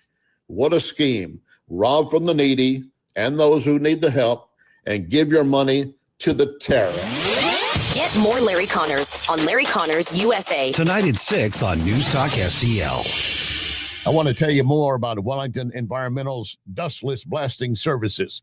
Wellington can blast paint, grease, graffiti, even stripes off parking lots. Truly amazing and powerful. But can Wellington blast something more sensitive? Yes, Wellington can use dry ice to blast soot and odors off smoke-damaged surfaces right after a fire. Currently, Wellington uses dry ice to clean mold off wood inside a home. Why? Well, dry ice immediately disappears, turns into a vapor. That means no mess to clean up, no damaged surfaces. You need to check with Wellington, always researching and practicing with new, better, faster, safer equipment and products for you. And it's very easy to schedule an estimator for your next project. Call Cindy, 314-644-4930, 644-4930. Be well with Wellington. Now you can fly anywhere in the world and pay discount prices on your airline tickets. Book a flight today to London, Paris, Madrid, or anywhere else you want to go and pay a lot less guaranteed. Call the International Travel Department right now at Low Cost Airlines. 800-515-2397. 800-515-2397. That's 800-515-2397. I think you're a little confused. News, analysis, opinion. I've got something to say and I can't hold it any longer. 101.9 and 94.1. You won't hear the truth anywhere but here. News Talk STL. News Talk STL.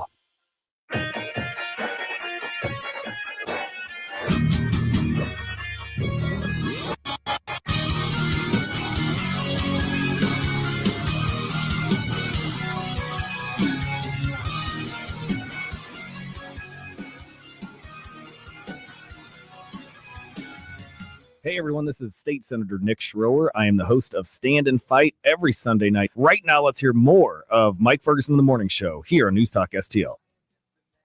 Welcome back to the Mike Ferguson in the Morning Show. Susie Moore filling in for Mike today, and I've got Chris Cooper here with me, and we are pleased to be joined now by Congressman Dr. Bob Onder. Bob, welcome back to the show. I'm so glad to have you on. I hope you had a good Thanksgiving, but obviously one of the things I really wanted to talk to you about was this horrific attack in D.C. last Wednesday, and I just wanted to kind of open the floor up to you and get your thoughts on what happened and where we go from here. Yes, Susie, good morning. Great to be back. Yes, it was really just a horrible occurrence. It was an ambush-style attack against two of our National Guardsmen, apparently with a revolver. He shot both of them, one of whom has died. And, and it could have been a lot worse, but for the heroism of an unarmed National Guardsman who attacked the assailant with a pocket knife, and then another guardsman shot the assailant. We're hearing reports that the assailant, of course, was an Afghan national. He yelled Allah Akbar as he was doing the attack. It's said that he was radicalized here in the United States after leaving Afghanistan. But look, this is just emblematic of the non-existent vetting by the Biden administration. This Afghan allegedly did work alongside American forces. But who knows? Was he in it for money? Was he radicalized all along? Was he an Al-Qaeda, a Taliban embed in American forces? We just do not know. And I fully support President Trump's decision to pause all Afghan asylum processing. Yeah. So Dr. Bob, Congressman Bob. So you've got some cool upcoming hearings I was looking at here. And one of them is specifically about pension predatory practices and stopping some class action lawsuits that are really there about abusing workers' retirement funds. And obviously in the financial industry, this is something that is really important to the people I help. Yeah, no, that is an important issue because it really is. Really people depend on these financial instruments, their retirement savings plans for their retirement, their well-being, their health care in retirement. So it's really despicable when bad actors, prey on people who, by and large, your average American does not know the ins and outs of different pension and savings, retirement savings options.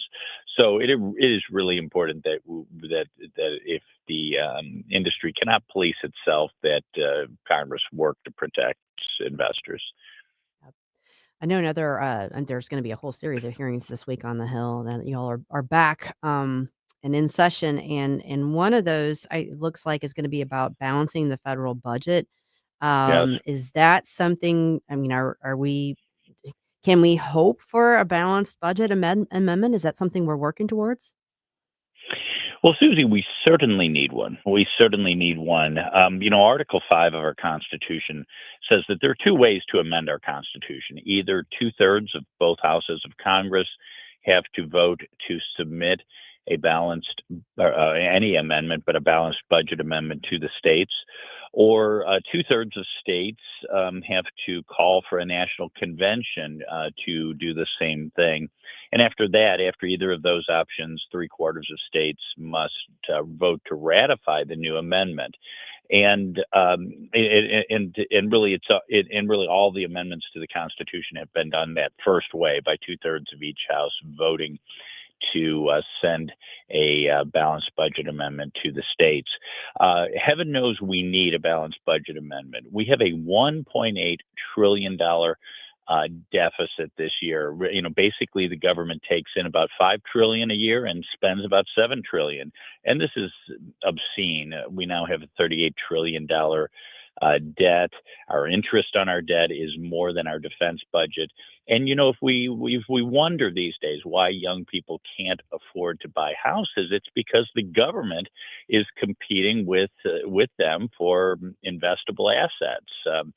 Let's face it, if one is an investor, do you want to invest in a 25-year-old's home mortgage or in a treasury bond guaranteed by the federal government? So we're crowding out private investment. We're feeding inflation. The affordability crisis we're seeing now, by and large, is fed by inflation. And I enjoyed your discussion earlier, but what we don't see is what could have been with different fiscal policies, and I think even lower inflation and better affordability.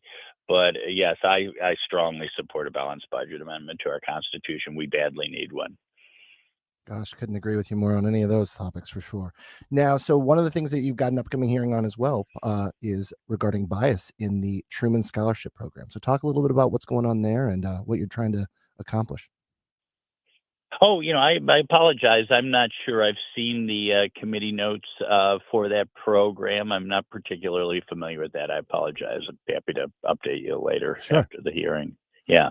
Well, let's talk about something a little bit more that you probably are familiar with. I don't know if you know that the ACA subsidies have expired.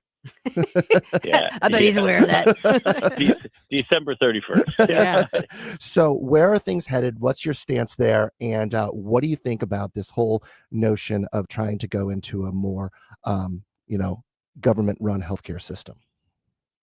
Yeah. Well, that is the problem. Too many policies especially over the past 15 years with the passage of Obamacare in 2010, have pushed us more toward a government-run healthcare system, a system where the government tells us what kind of health insurance what kind of insurance coverage we have, as opposed to allowing the market and consumer choice to drive healthcare purchasing. We've seen, just in the year after the Obamacare exchange subsidies took effect, which was 2014, just that very year, insurance premiums went up 47%. They've gone up 98% since then in the last decade. And let's be very clear: if these subsidies everyone is talking about, if they expire, we will still exchange plans. Obamacare exchange plans will still be 78% taxpayer subsidized, as opposed to 88% right now. What we'll do by allowing those subsidies to expire, we will end the massive amount of fraud that's occurring in this zero premium subsidy plan. Now, many of those who now have zero subsidies will still be able to get insurance for less than $50 a month. So I want everyone, all your listeners, to think about that. They will still be able to get health insurance for less than $50 a month. Probably most of your listeners pay a lot more than that. Well, And Medicare we'll alone also is more than eliminate that. So exactly, and we'll also eliminate this practice of subsidizing people making $500,000 or $600,000 a year. Most of all, though, we'll get rid of the fraud in that zero premium category. In West Palm Beach, Florida, just last week, 2 insurance brokers were charged by the Justice Department with defrauding the government of $233 $1 million in bogus premiums. So we need to fix this problem. We don't need to double down on failure by pouring more money into a failed Obamacare system.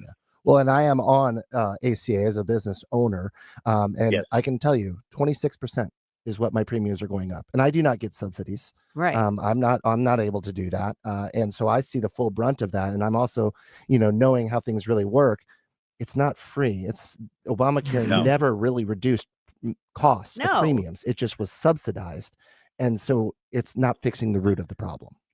Again, in the very first year, premiums went up 47%. What we need to do is allow more consumer-driven, market-oriented health options, like short-term health plans, like Sure. association health plans, like enhanced health savings accounts, direct primary care, and really also bringing more transparency to healthcare. I think people live in mortal fear that they might have to go to the ER, not knowing whether their sprained ankle is going to end up that they feel like they need X-ray just in case it's broken, whether it's going to cost them $500 or $5,000 or $50,000. We need people to be able to know what they're going to be paying when they access the healthcare system. Absolutely. Well, Bob, now that you're back in the swamp, what should we be looking for this week from you, and what should we be keeping our eye on?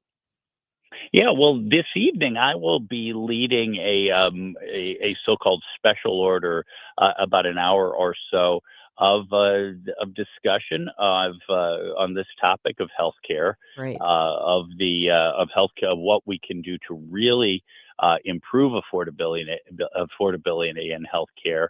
As I mentioned, in the Constitution Committee under the Judiciary Committee on which I serve, we'll be having that hearing about a federal balanced budget amendment.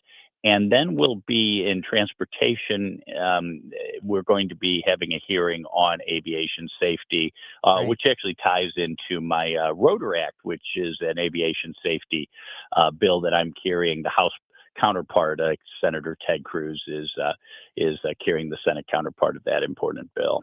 Fantastic. Well, we'll be keeping an eye out for all of that. We appreciate you joining us on this bright and early Monday, Bob. Have a great week.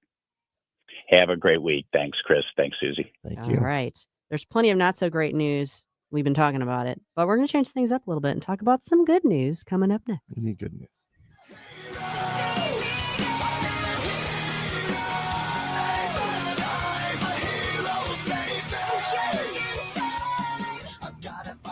Susie Moore You're trolling folks and trying to find migrants to play political games. On News Talk STL.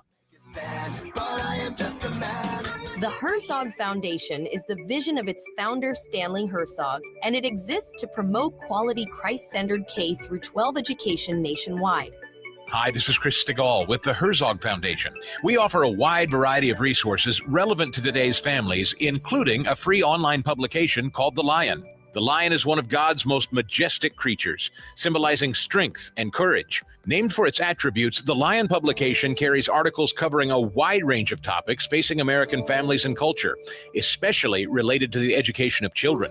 The Lion can be found online at readlion.com. That's READ lion.com. Sign up for The Lion at readlion.com and find dozens of must-read articles published every day.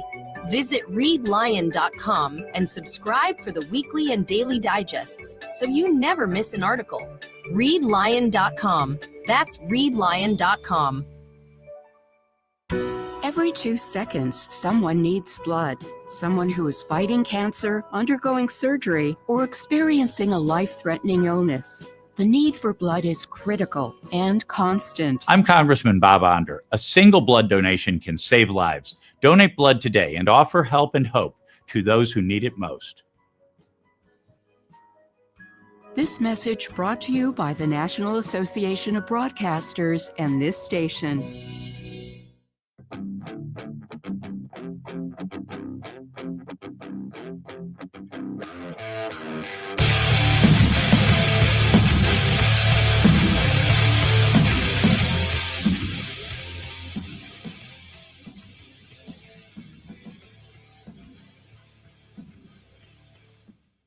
Hey guys, Billy Crow here from Jeffco Patriot Radio. Hope you had enough time to freshen up your coffee, because now we're back with Mike Ferguson in the morning. Welcome back to Mike Ferguson in the Morning Show. Susie Moore here with you. Got Chris Cooper here with me. Got Jerome here with me. And I'm about to tell you something good. Tell me something good. Love this first one. So an off-duty paramedic rescues a 7-year-old girl from a Thanksgiving fire. A quick-thinking off-duty paramedic rescued a young girl from a burning home in East Hollywood Thursday night, authorities said. Richard Racinos was driving home from his family's Thanksgiving dinner around 11:30 p.m. when he noticed a bright glow in the sky on West Oakwood Avenue. As he got closer, he saw flames shooting upward and embers drifting across the street.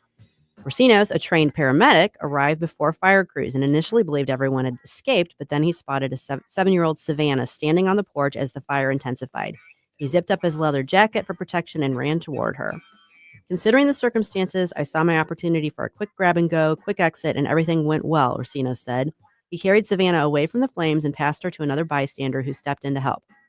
He called it a split-second decision he would make again in a heartbeat, adding that it was a big relief for everyone. Moments later, firefighters arrived and helped the rest of Savannah's family get out of the home safely. She spent the night in the hospital being treated for minor burns to her feet and has since returned home.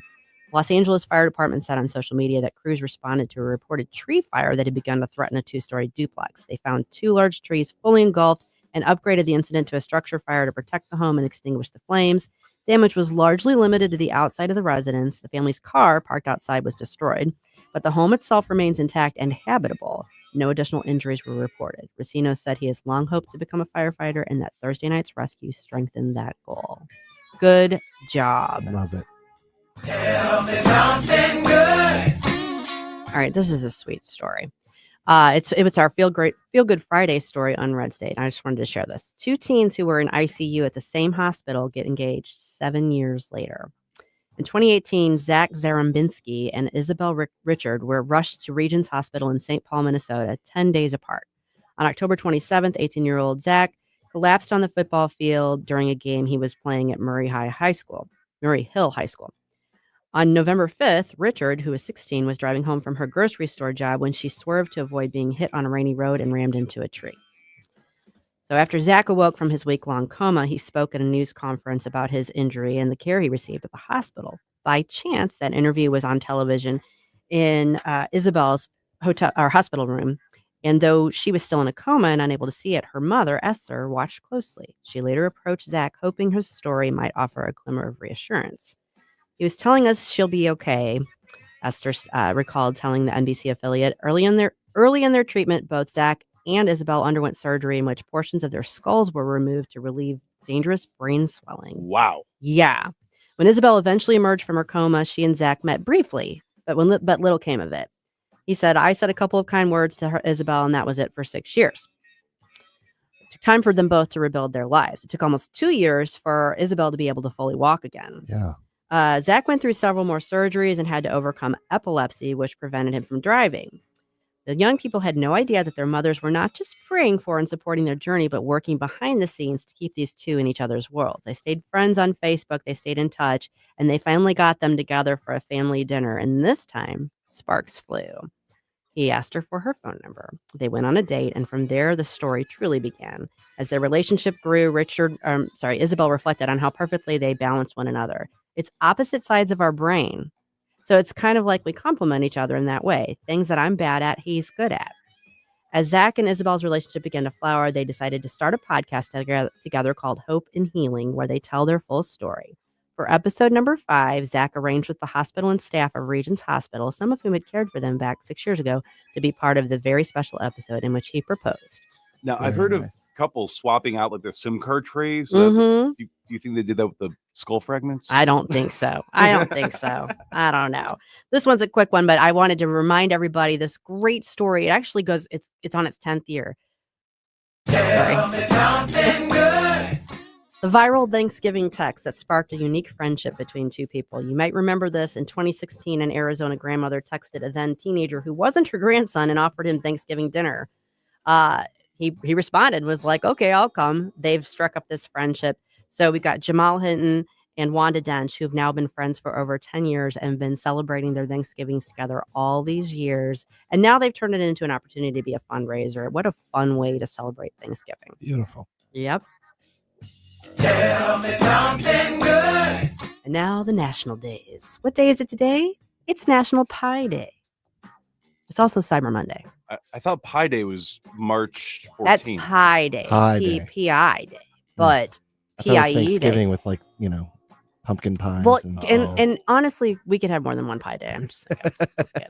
It should be leftovers or about to expire day. Well, that's true. why I We're said. kind of getting a little far out from that. Tomorrow is National Mutt Day. It's also Giving Tuesday. So if you've got a little bit of charity in you, don't forget to take advantage of that tomorrow. Wednesday is National Roof Over Your Head Day, which I guess is maybe kind of speaking to the homelessness issue, maybe. I don't know. We should all be thankful for the roofs we have over our head. It's also National Package Protection Day. Yeah. Look out for the porch pirates or something. That's kind of unfortunate that they had to make that a national holiday. It's subject to interpretation too. Thursday is Santa's List Day, which makes sense. It's also National Sock Day.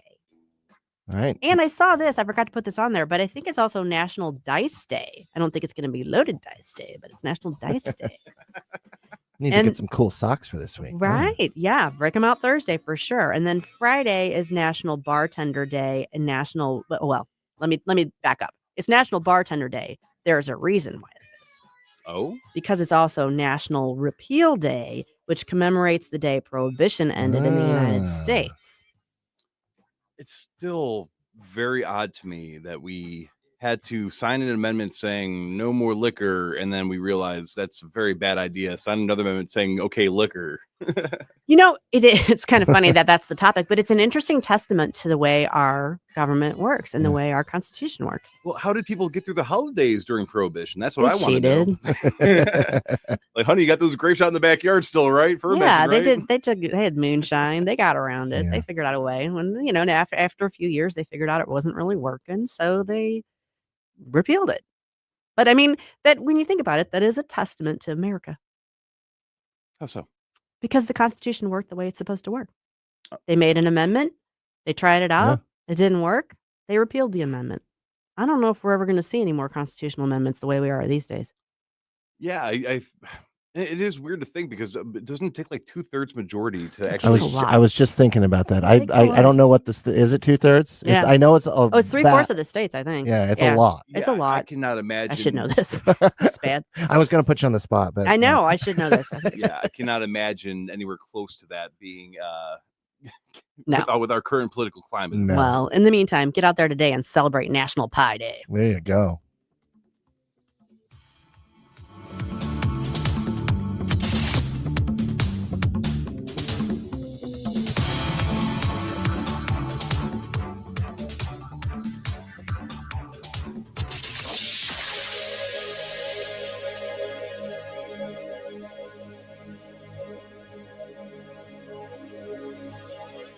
Join the Constitutional Coalition and the Heritage Foundation on Wednesday, December 3rd for Foundations of Freedom, honoring the past, securing the future. Constitutional scholars John Malcolm and Brenda Hefera highlight a panel discussion reflecting on the vision of America's founding fathers and the enduring significance of the Constitution. That's Foundations of Freedom, Wednesday, December 3rd at the Frontenac Hilton. Reception begins at 5:30 p.m. with discussion at 6:30 p.m. RSVP at constitutionalcoalition.org. Paid for by the Heritage Foundation. The Vic Porcelli Show. That guy over there is Stan Clement from Roots Plus. Why is it when you cut down trees, nobody says timber? Well, I hadn't thought about that. I guess it's like on the golf course. Most people don't yell for. I think it's after you make your drive. Maybe that's the problem. I think look out would be a better warning than for. Vic Porcelli, live and local, weekday mornings at 9 on News Talk STL. For over a century, local broadcasting has evolved with the needs of the community. We move past the stigmas of opinion journalism and bring the most relevant news on air, online, and on the go. You have trusted us with your news, sports, weather, and entertainment. Trust us to keep moving with you. Text radio to 52886 and tell Congress local broadcasting is here to stay. KLGY HD3 Clayton, K270BW Belfast, KNBS Bowling Green. This is News Talk STL at 1019, 94.1 and based on always what streaming. we've seen so far with holiday shopping, there are predictions it will be a record-setting day with sales easily in the billions. Adobe Analytics estimates U.S. shoppers will spend $14 billion online today. That's 6% more than last year. Consumers already exceeded Adobe's forecasts by spending nearly $12 billion online on Black Friday and another $6 billion Thanksgiving Day. Deals on electronics and apparel are expected to peak today, but analysts say rising retail prices may contribute to any record sales figures that materialize. I'm Mike Hempel. Presidential envoy Steve Witkoff is off to Russia as the Trump administration works for a Ukraine peace deal. Witkoff expected to meet with Russian President Vladimir Putin. Post-Thanksgiving travel has been snarled by a big snowstorm that swept across parts of the Midwest and the Great Lakes over the weekend. Just over 8 inches of snow piled up Saturday, Chicago's O'Hare Airport. President Trump says he will release the results of a medical test he had back in October. Responding to questions about his MRI, the president told reporters, "If you want to have it released, I'll release it." He claimed the results were perfect, but added that he has no idea what part of his body was being examined. Until now, the White House has only said that the president received advanced imaging at Walter Reed National Military Medical Center as part of his routine physical examination. Greg Clugston, Washington. They were 8, 9, and 14, the ages of the youngsters who died in a Saturday shooting in a child's birthday party, a banquet hall in Stockton, California. 21-year-old also perished. The Dow futures down 219 points. More on these stories at townhall.com. They say timing is everything in the gold and silver markets, and it's true. Dennis Prager here for AmFed Coin and Bullion. Although you can buy at the right time, if you buy the wrong coins, you may not make a profit. When gold was $400 an ounce, many people were talked into buying high-grade old gold and silver collector's coins. Unfortunately, most of the people who bought these so-called semi-numismatic coins, like the $20 St. Gaudens and Liberty Head gold coins, have not broken even on their investment. Incredible, given that gold has risen approximately 525% since then. So while timing is everything, if you buy the wrong coins, the timing simply doesn't matter. Having a dealer who cares about positioning you in the right types of coins or bullion will mean more to your portfolio than anything else. That's why I deal with Nick Rovich and AmFed Coin and Bullion. Whether you're buying or selling, call 800-221-7694. That's 800-221-7694. Or go to AmericanFederal.com, AmericanFederal.com. Israeli Prime Minister Netanyahu insisting that he is innocent of corruption charges, formally seeking a pardon from his country's president. Netanyahu said the request helped. From the Michaels Flooring Outlet Weather Center. Another shot of accumulating snow heads our way later today. Cloudy and cold through the morning, but we'll keep it dry until the afternoon when light snow begins to move in. With a high of only 29, everything that falls will stick to untreated surfaces. So let's be ready for some slick spots for the evening rush. But on and off snow is going to continue through the evening and into tonight. Most of us get 1 to 2 inches out of this. A few spots, maybe a little bit more. Roads should be in good shape by Tuesday morning's drive. 21 for the low tomorrow, 31 tomorrow afternoon. From the First Alert 4 Weather Center, I'm meteorologist Matt Chambers. This hour of News Talk STL is brought to you by Stifel, serving investors for over 130 years.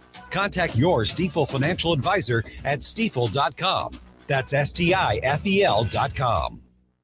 People ask all the time, who the heck is Low Cost Airlines? Well, we're not just one airline. When you're talking to us, you're talking to everyone. We are the discount supermarket for all airline tickets. Plus, we have all the airlines and always have the best prices. American, Delta, United, plus all the specialized international airlines and a lot more.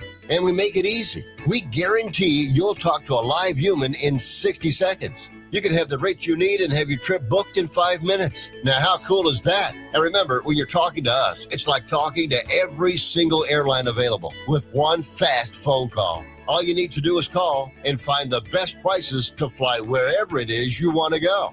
So are you ready? Call Low Cost Airlines right now. 800-515-2397. 800-515-2397. 800-515-2397. That's 800-515-2397. Mike Ferguson. Is there anything in your life that is not trauma Olympics? Susie Moore. Get out of here and stop playing victim.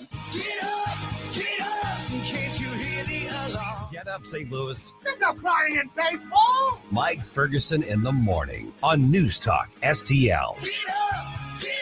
This is your cousin. Good morning. Filling in for Mike Ferguson on the Mike Ferguson in the Morning Show. Chris Cooper here. And obviously, we've got producer Jerome with me as well. How we doing?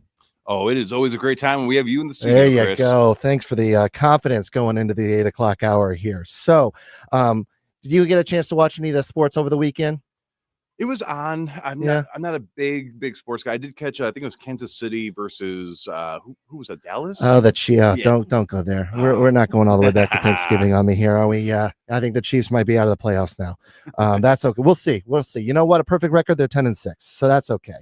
Well, Mizzou did beat Arkansas over the weekend, so that was exciting for them after a few rough losses to probably end their hopes at the playoffs, of course, but they'll still be in a bowl game. So they got a lot going on there, and so it was good for them, but better for their coach who got a nice little payday. Yeah, with I'm trying to get more into college sports because Mike is a big sports guy. Yeah. And he's not listening, so I can talk about this. But but it is very actually impressive. Mizzou's been really putting up a fight this entire season. Yeah. And it's one of those things where it's like, well, if they're going to be continuing this sort of trajectory in the future, I might have to become a Mizzou fan. Well, you got to beat the big teams, and those 4 losses are to good programs, and they got to figure out a way to get over the hump with that for sure. So now, did you happen to catch any of the thunder snow we had over the weekend? I guess it was really just yesterday, wasn't it? So I was back in the Chicago area visiting family, and it was quite literally, I was getting ready to pack my stuff up to be on the road by noon Saturday, and it was no thunder snow, but it was 6 to 8 inches that just kind of fell right on top of us. The plows came by later in the afternoon, but I'm like, it's kind of too late. I want to, tons of accidents are being reported. I'm going to wait. The next morning, same deal, about 4 or 5 extra inches of snow fell on us. And I'm like, I have a job to do. It's Sunday. So I just got back on the road. But so you had to go through it. Yeah. It was worse north too. I didn't see any or hear any thunder though. Yeah. I heard what's some. I'm in the Cottleville area. It was pretty cool. Yeah. I mean, you don't hear it very often. You don't get that very often, but it was a nice, big, thick snow. Fortunately, it didn't last long, but I think we got another round coming. Oh, okay. So thunder snow does not literally mean like a lightning storm with snow. Theoretically, it does, I Oh. guess, because I think with now we need our meteorologist friends here calling us in here. Otherwise, we're going to sound really silly. But no, I think that there's a thunder you hear, and then it does actually have a nice little snow. That does sound terrifying. Yeah, I'm it's used to pretty cool. Just blizzards of whiteouts. I like storms. I think they're always very fascinating. So, and then obviously on the sports front, we actually Blues have been able to pick up some wins lately. So Blues nice actually shutout by Hofer. won? Yeah, 1-0 against the Mammoth. Last time I was at a hockey game, it was versus the Mammoth, and there was like 12 goals scored, and not enough by us.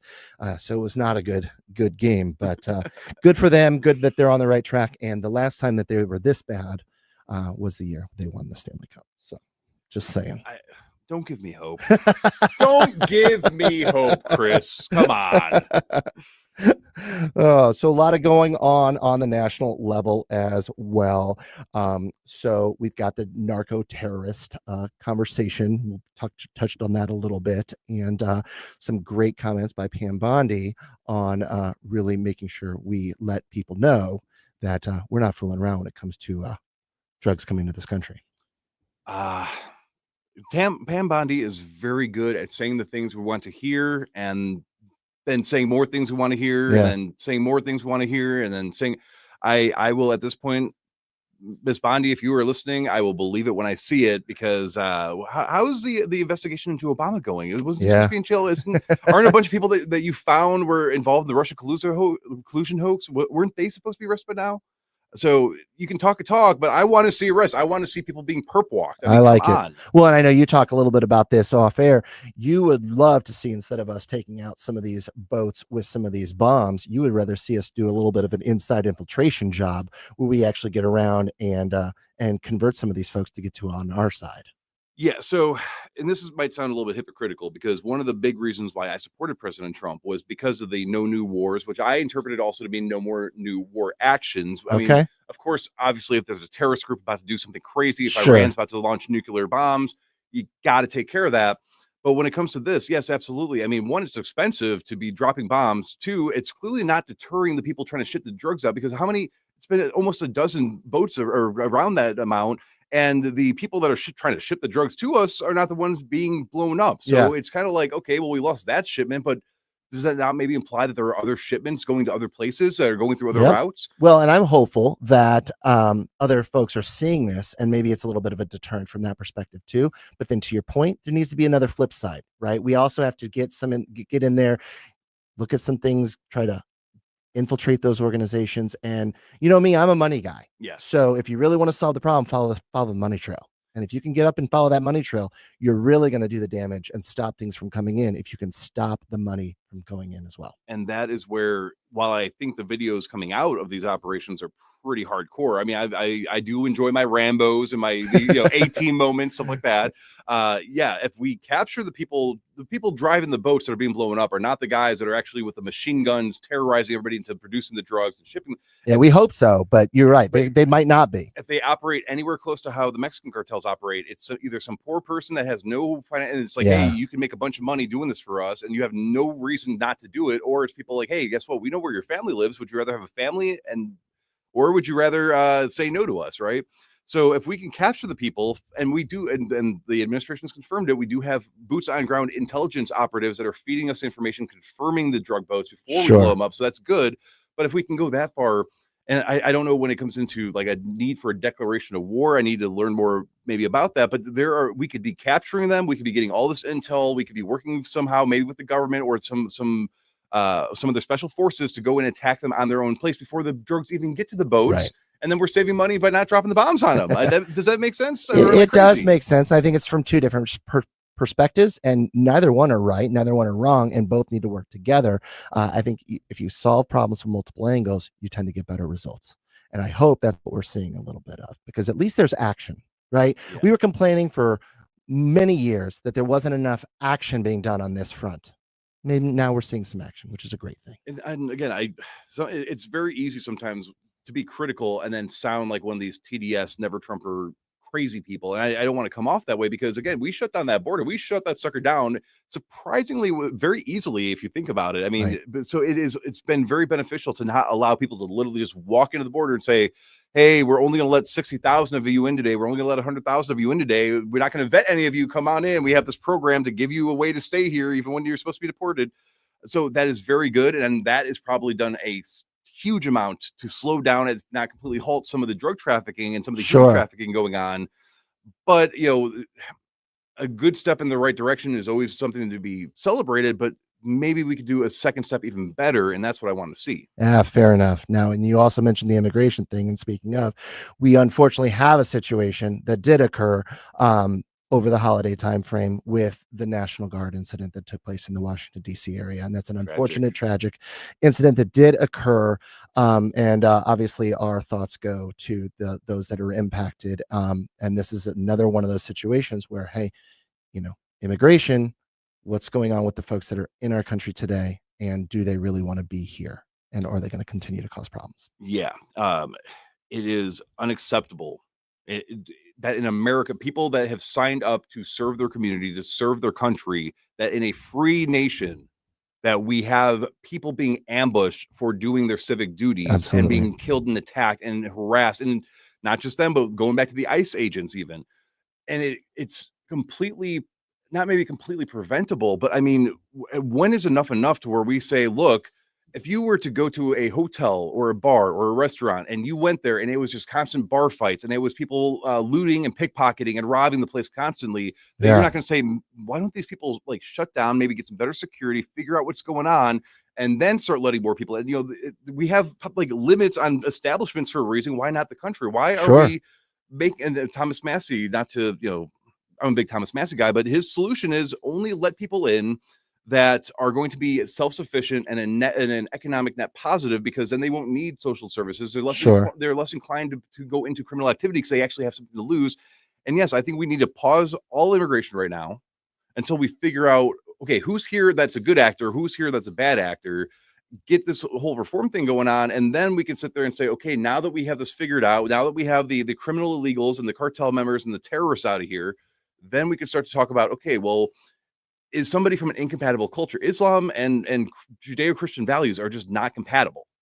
So do we need to be allowing people here that might still have allegiances to some of the countries they're coming from? Or we used to have a lot of assimilation, right? Yeah. We used to, that was one of those things. When you came to the United States, it was sure you wanted to get out of where you were, but it was for a hope of a better life, a better purpose. And you wanted to be part of that society, and you wanted to speak the language. You wanted a job. You wanted to create a family here.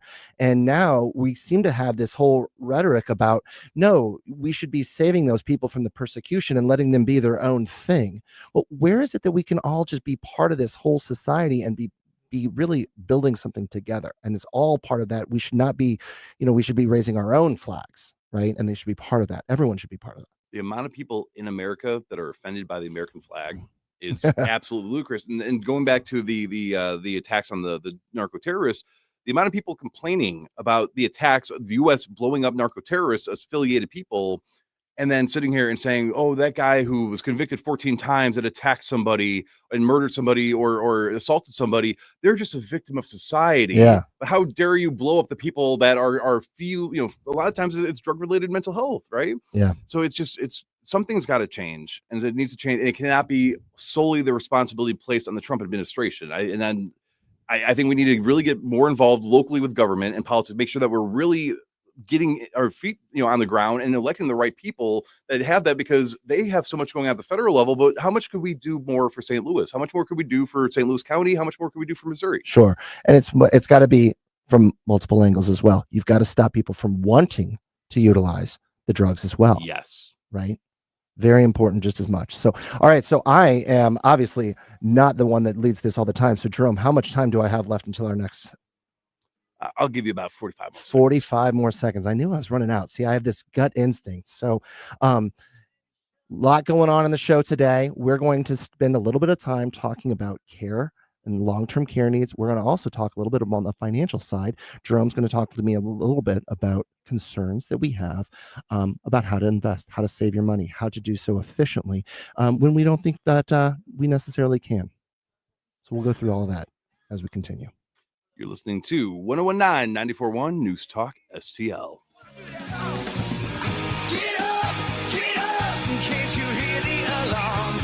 Mike Ferguson in the morning. Our country was founded by geniuses, but it's being run by idiots. On News Talk STL. Is your retirement income at risk if you or your spouse needs nursing home or in-home care? Hi, I'm Eric Robert, Director of Investments with the ClearPath Wealth Management Group at Stifel and host of On the Money, Saturday mornings at 9 on News Talk STL 1019. The cost of long-term care is one of the biggest risks in retirement planning. For many retirees, a single nursing home stay can cause a significant reduction in assets that can permanently reduce your retirement income. Fortunately, there are affordable and flexible options available today that can help you manage the cost of long-term care. Our team can help you address the risks relevant to your retirement, including long-term care. To schedule your free retirement plan consultation, go to clearpathinvesting.com. That's clearpathinvesting.com, or call us at 636-695-2650. That's clearpathinvesting.com or 636-695-2650. Stifel Nicholas and Company Incorporated, member SIPC and NYSE. When water troubles strike, call the family you can trust. Tim Jones here for Ambassador Plumbing, serving our community since 2018 with 25 years of master plumbing expertise from Tim Morris and his handpicked team. Whether it's a simple faucet repair or a complete bathroom remodel, if water runs to it or through it, they do it. From residential service calls to commercial to new construction, the folks at Ambassador are your neighbors treating you like family. Ambassador Plumbing, where faith meets craftsmanship. 636-383-6932 or ambassadorplumbing.com. That's ambassadorplumbing.com.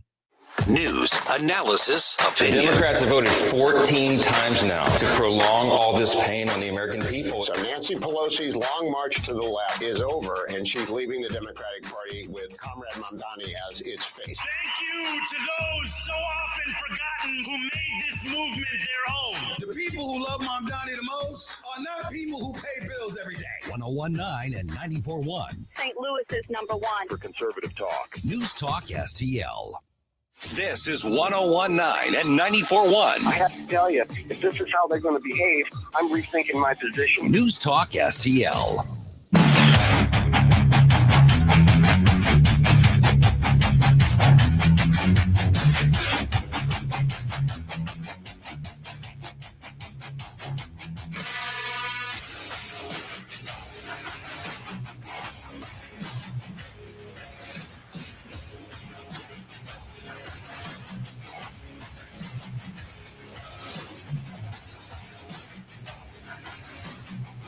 Bill O'Reilly here. Check out the O'Reilly Update this afternoon at 3:45. Right now, it's back to Mike Ferguson in the morning on News Talk STL. Good morning. Chris Cooper filling in for Mike Ferguson on the Mike Ferguson in the Morning Show. And I got to give some props out to my man Jerome here, who's just killing it with the music for me. Thank you. Oh, yeah. This is an early morning for me, and a little bit of the heavier rock stuff just gets me rolling. So I appreciate that. Well, I timed it, and coffee typically takes about 15 to 30 minutes to kick in. Rock music gets your blood flowing right away. That's right. Hopefully Yeah. This is waking you up. Well, yeah, and it does help. It does help for sure. So I appreciate that. And it's what I was listening to in the morning on my way in, other than News Talk, of course. Of course, you got to. Got to make sure I still have my coffee, of course. So, but I'm not an early riser. So this is a new thing for me. Now, my wife loves it because, you know, she always says she's an early riser. So she's like, this is great. Get you out of bed. Maybe make this a habit. So. Well, good morning, Mrs. Cooper. And yeah, for the people that don't know, I mean, it is not easy to adjust when you're on the spot. Like, oh, I can fill in for them. And then the day comes, you're like, I have to be up at what time again? Yeah, you don't change your evening. You can't just go to bed. Yeah, you know, it just doesn't happen. So to sound so clear, so crisp, be able to engage in very thought-provoking conversation so early in the morning, I mean, that's really a testament to your mental capabilities. Geez. Here we go. Thanks. That's the coffee. You know, it's the coffee. It's the coffee. So, all right. So let's talk a little bit about what's going on in the current economic environment, right? So it is December. The year is still not fully over. There are some things you can do to improve your financial situation, your tax situation. Those are some things that we talk about on a day-to-day basis at Serenity Wealth. So makes sense to talk a little bit about it right now as well, because we still have a little bit of time to do some things, right? You can do some things like, if you haven't thought about some charitable planning, required minimum distributions is a commonly overlooked thing. You do not want to, the deadline for that is December 31st. You got to make sure you get those in by 12:30. 1231. But there are some ways you can do that to actually give back to causes that you care about. One of those can be charitable donations using your IRAs. It actually reduces your RMD. It actually does apply to that. And it also provides a tax incentive as well, because the required minimum distribution you take is usually taxable, but it is not if you do it with a charitable donation. So nice little planning strategy. You do still have time to do some of those things. It's important to consider these things because we want our money to be used the most efficient way possible, right? Yes. Doesn't that just kind of make sense? Use your money in the most efficient way possible. Well, I mean, to a lot of people, it should make sense. I would say Right. for people my age, I don't want to give up my Netflix and Disney Plus and my Hulu and all my other stuff. Well, you shouldn't, right? That would not be efficient, right? Because you still have to enjoy today as well. There's a balancing act. Why would I put money in a 401k or IRA when I can buy Starbucks right now and enjoy today, right? Well, but Starbucks is also a little bit more expensive. So that's a perfect, and plus they're on strike because baristas, need to be having a union these days. But we don't need to go down that path. So, there's better ways you can save. You can do a little bit of both. You can have your morning coffee, but maybe not spend $5 on a grande or whatever. What's the big size? I don't even know. I just use doesn't Starbucks and matter. Starbucks. I don't like them. So, but there's a lot of things you can do, right? Because little movements do make sense. Little movements that you make today make a difference in the long run, right? So if you've got a 401k, maximizing the company match, right? Perfect way to get what I call free money. Now, it's not free because nothing's really free in this world. Anytime you get a company match, the company is paying for that free match, but you're getting that benefit. And if you don't contribute to a 401k and you didn't get that match, that company's just not going to pay that. So get your free money where you can, because there's not a lot of ways to do that. And free money outside of a 401k or a matching contribution within a 401k is a wonderful way to make sure you're paying for that retirement that you do deserve. Now, most of what I actually have learned about finances and investing came from working with Mike Ferguson. He got me a couple fantastic books to help me reconceptualize Sure. my life back together. So because it is December, officially December, we have 1 month left in the year. Is there such thing as starting too late in the year to really say, hey, let me start making contributions? Or would it be beneficial to say, well, I've got this money. I know tax season's coming up. I might owe some taxes. So let me hold on to this until the year flips over and then begin my journey. Where Sure. would you balance between that? Well, they always said that the best time to plan was yesterday. But the second best time to plan is today. Okay. So I'm not a big believer in waiting on anything, especially not planning. Now, it might make sense to put that plan into action effective January 1st, but you still put that plan in place today. Does that make sense? Understand what your options are, especially year-end is a perfect example. We have a hard cutoff on some things of 12/31, right? That's a hard cutoff. Not on everything, but it's a hard cutoff on a lot of the different things. So employee contributions to a 401k plan, for example, that is 12/31. Tax savings is typically 12/31. IRA contributions, on the other hand, those are not until April 15th or whatever the tax deadline is. So you technically can make contributions to some type of accounts prior to even into 2026, and it still affect your 2025 contribution limits. So there are some things you can do. The question becomes which one's right for your situation.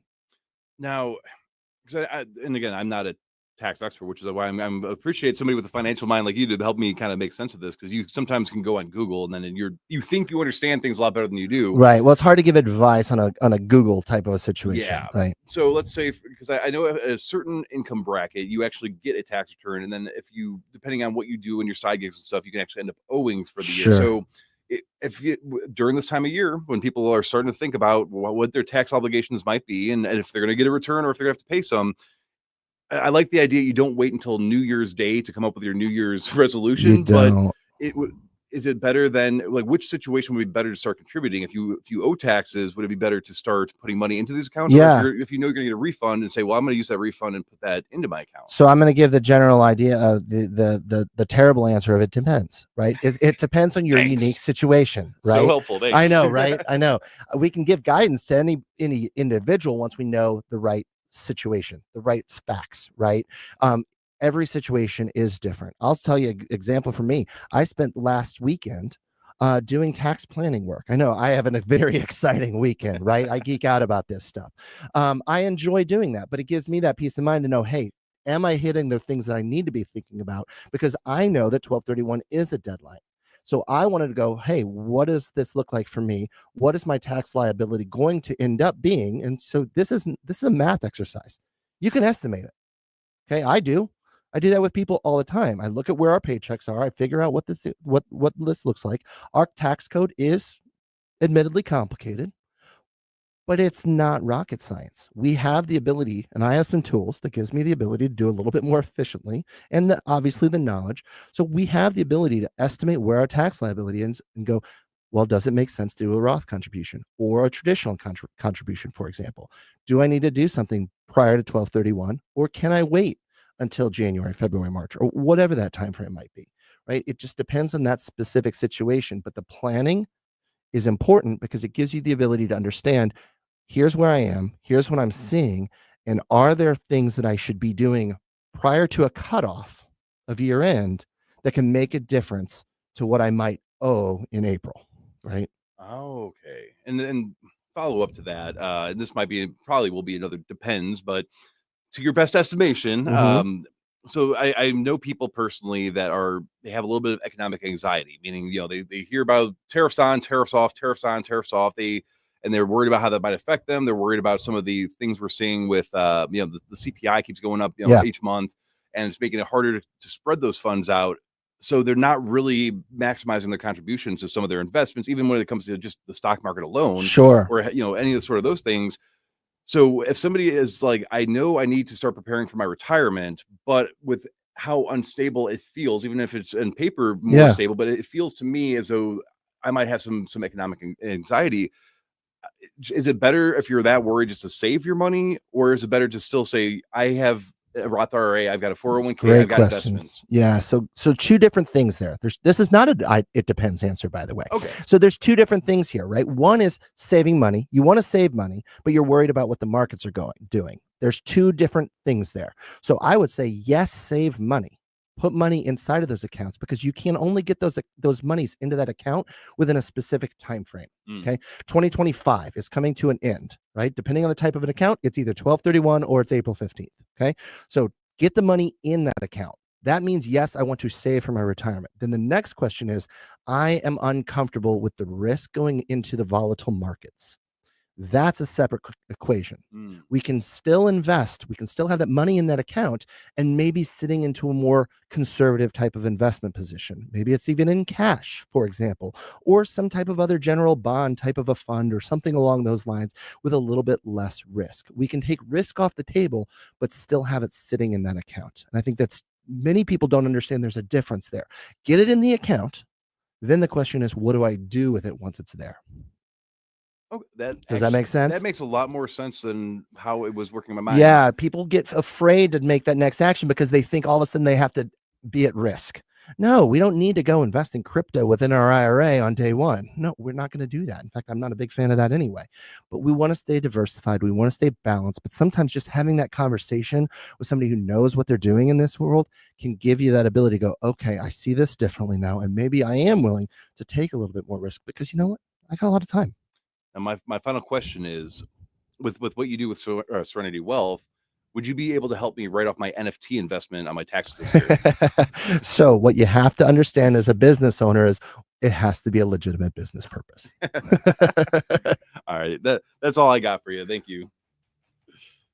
We'll be right back here with you on News Talk STL 101.9 and 94.1.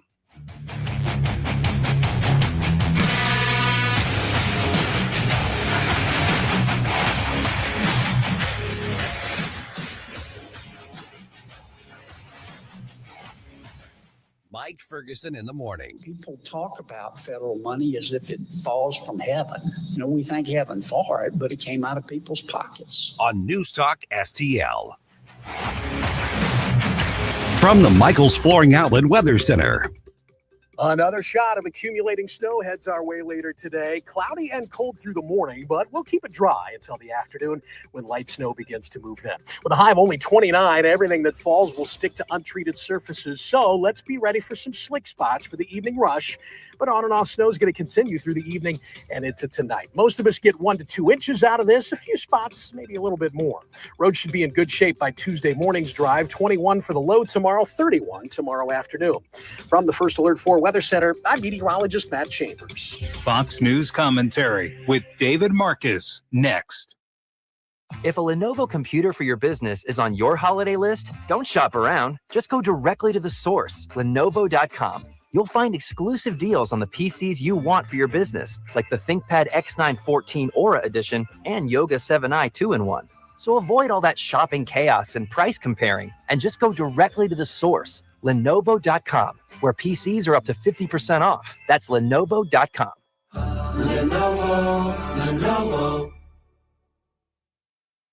Here's David Marcus. The postmortems for Republicans' lackluster results in elections in New Jersey, Virginia, and beyond are in. And while pet theories abound, there's one thing almost everyone agrees on. In the age of President Donald Trump, the GOP does not fare well when he's not on the ballot. The question for Republicans in tough congressional campaigns across the country is how they can symbolically get Trump on the ballot and, more importantly, get his often reluctant voters to the polls to fill out said ballots. The best way to achieve this goal is an idea that Trump himself has floated, a midterm national Republican convention that showcases the party's achievements under Trump's second term and that makes it crystal clear that Americans won't just be voting for Congress, but for Trump's agenda. Letting Trump be Trump might not just be the best strategy for Republicans in 2026. It might be the only one. For more commentary like this, go to foxnewspodcast.com. Hey, Columbo here for Rockwood Charcoal. Rockwood is made from 100% pure Missouri oak and hickory, so you're cooking with the best and supporting local industry and a local business all at once. There's over 100 area Rockwood retailers. Find yours at rockwoodcharcoal.com.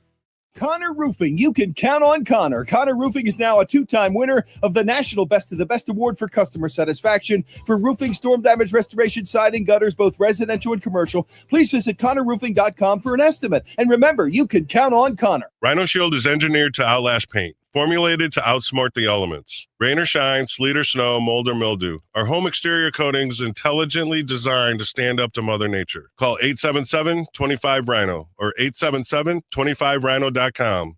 Since 2003, Wounded Warrior Project has helped post 9/11 veterans adjust back to civilian life. Through specialized programs, they begin healing their bodies and minds while regaining a sense of camaraderie. Learn more at woundedwarriorproject.org/possible. If you have a phone, you have a radio. Yes, I listen on my phone. Download the all-new NewsTalk STL app. Love the all-new NewsTalk STL app. It is awesome. And listen anytime. Love the NewsTalk STL app. Anywhere.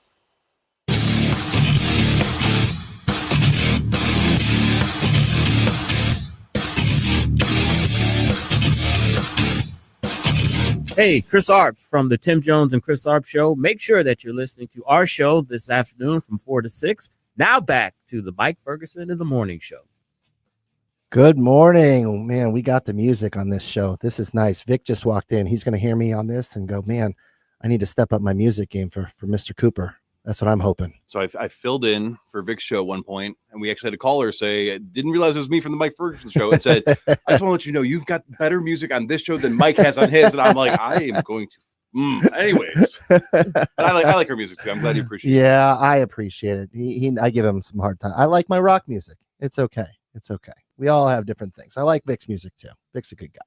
So, but he's here, so I'm all nervous now. So I had to go call this out, Are you getting starstruck? Oh, well, it's Vic. Every time I see him, he always gives me a hard time. Like I don't care enough about him. So I got to make sure he knows that, it's appreciated all he does. I work with these people every day. I still get starstruck. I feel you. So it's important when we talk about retirement and financial planning. We have to understand risk, right, Jerome? It's important to understand risks that affect us. We talked a little bit about it right there before break. People get nervous about market conditions. People get nervous about what's going on in the economy. But there's some things we can't control. Some of those things are out of our control. But that doesn't mean we don't have those conversations, because it helps us not be nervous, right? One of the conversations we tend to overlook and not talk about is the potential need for assistance as we get older, right? We all have loved ones that are affected by us. You got anyone in your family that has needed assistance, Yeah, my grandfather's getting up there in years, and we're trying our best as a family to continue to care for him. But at some point, as your health goes, it's better to have people around you that are dedicated to that. 100%. And every situation is different, right? And so we have to make sure we plan for that and think about that. And there's some financial strategies that go into that. But ultimately, the financial things, that's just the means. That's just how we fund things. The first question we have to ask is, what kind of care? How do we make sure our loved ones get that care that we so deserve, right? That's important. That's part of what the communities that we need to be working with are all about. And so in studio with us right now, we've got my friends, Megan and Lisa with the Avalon Parks community. How are you? Very good. Good. Thank Your mics are you. working. Awesome. Yes. How was your drive in? Easy. Good.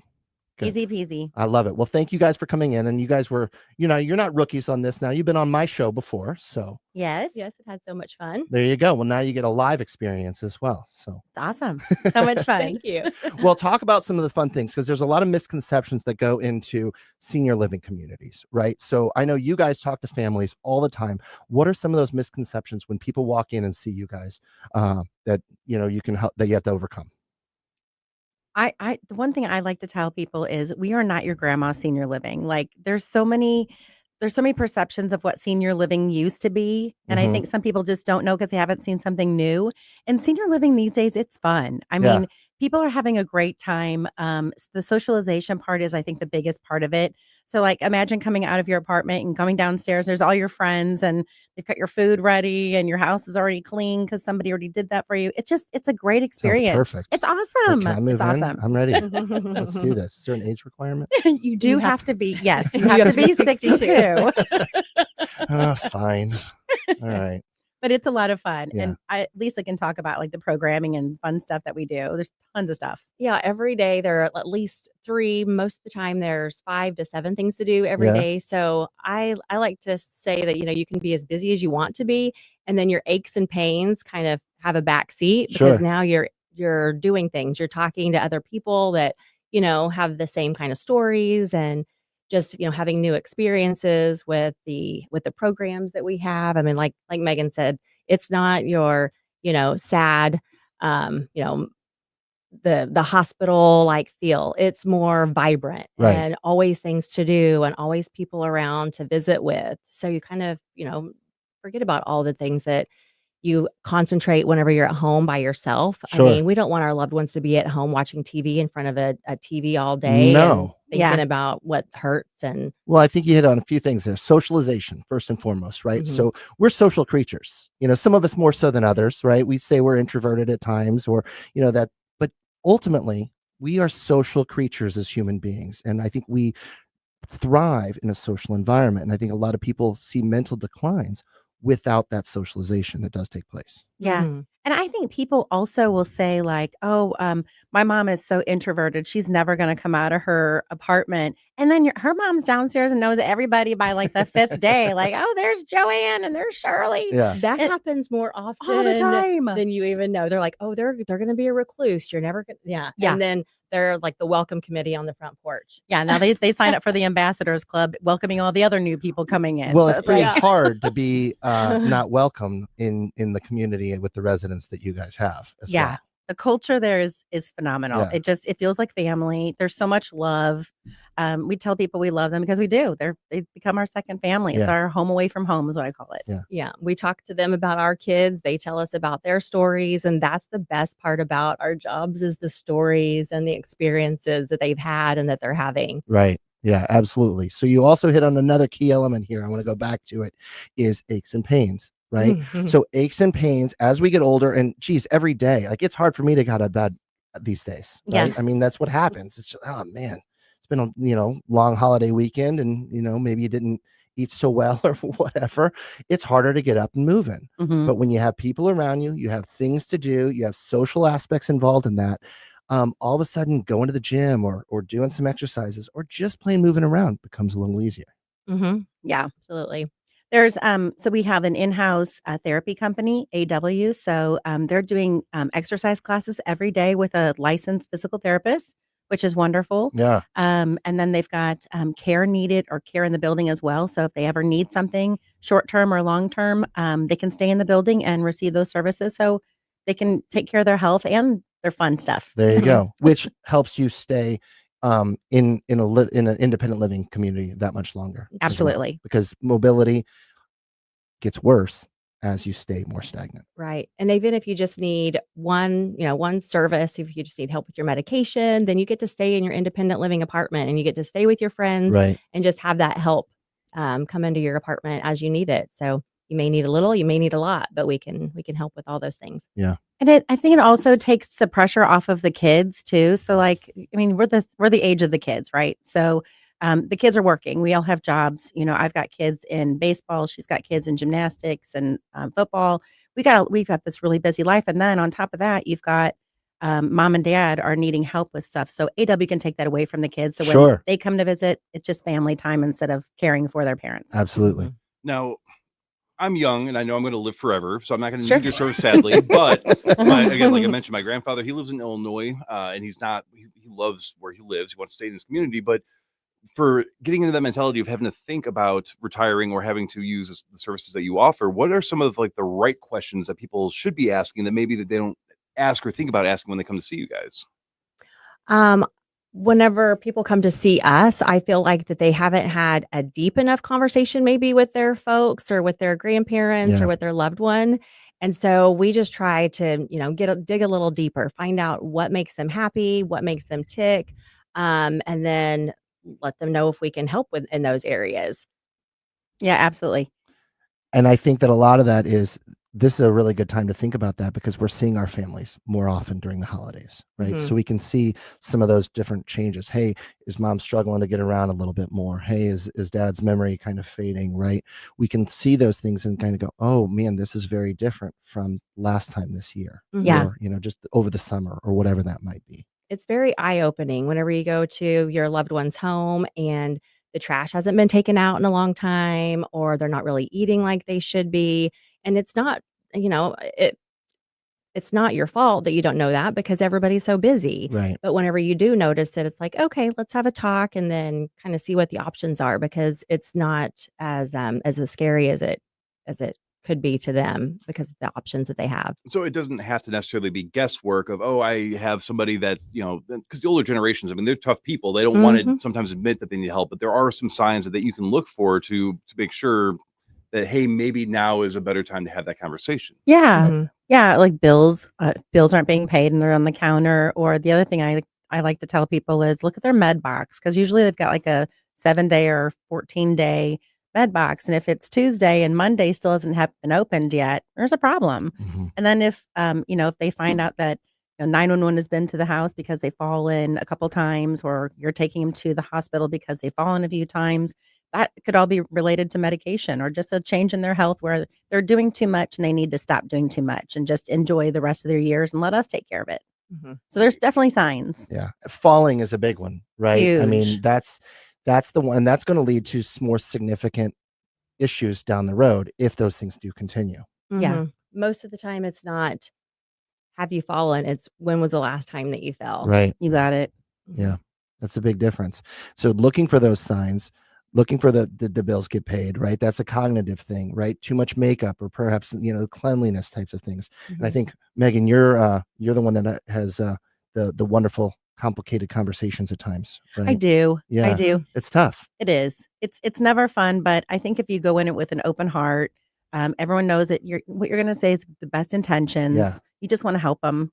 That's kind of how you start the conversation with your parents. And that's exactly, it's true with our loved ones as well. We have to understand what these things are because we have to have these conversations or else somebody's going to have them on our behalf. And we want to make sure we have them because the earlier you have these conversations, the more options you have. And the more options you have, if you get into an independent living community, they're going to be more social. They're going to be more engaging. And quite frankly, they're also a little bit more palatable on the pocketbook, so to speak, as well. right? Absolutely. That's better. You want higher quality care for your loved ones. I think that's the biggest thing. Absolutely. So, what has happened over the course of the holiday weekend? You guys, I'm sure, had a lot going on for Thanksgiving. We always have things going on, especially whenever you have all the holidays coming up. And then Megan's sister, she came in and she was dressed like a turkey or a pilgrim. I knew there was something fun. And her husband was dressed up like a turkey. Aw.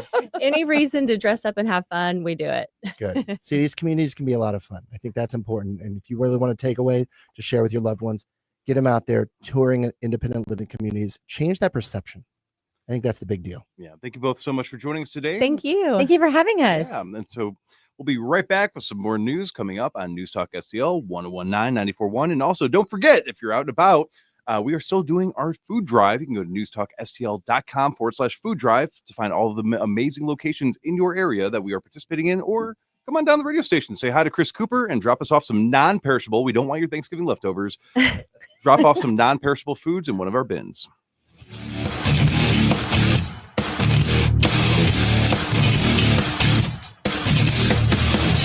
Jamie Ullman here with the great Eric Swanson of Newstedter's Fine Jewelers, Doherty Ferry and Big Ben. Tell me about Wow Diamonds. Wow Diamonds. We call them that because when people come in and look at the diamonds, everyone says, wow. We feature those in natural diamonds, the mine diamonds. They're perfectly cut, polished, and proportioned. Not all diamonds come out of the cutting process the same, and ours are perfect. That's why they're called Wow Diamonds. Newstedter's Fine Jewelers right there at Doherty Ferry and Big Bend, wowdiamonds.com.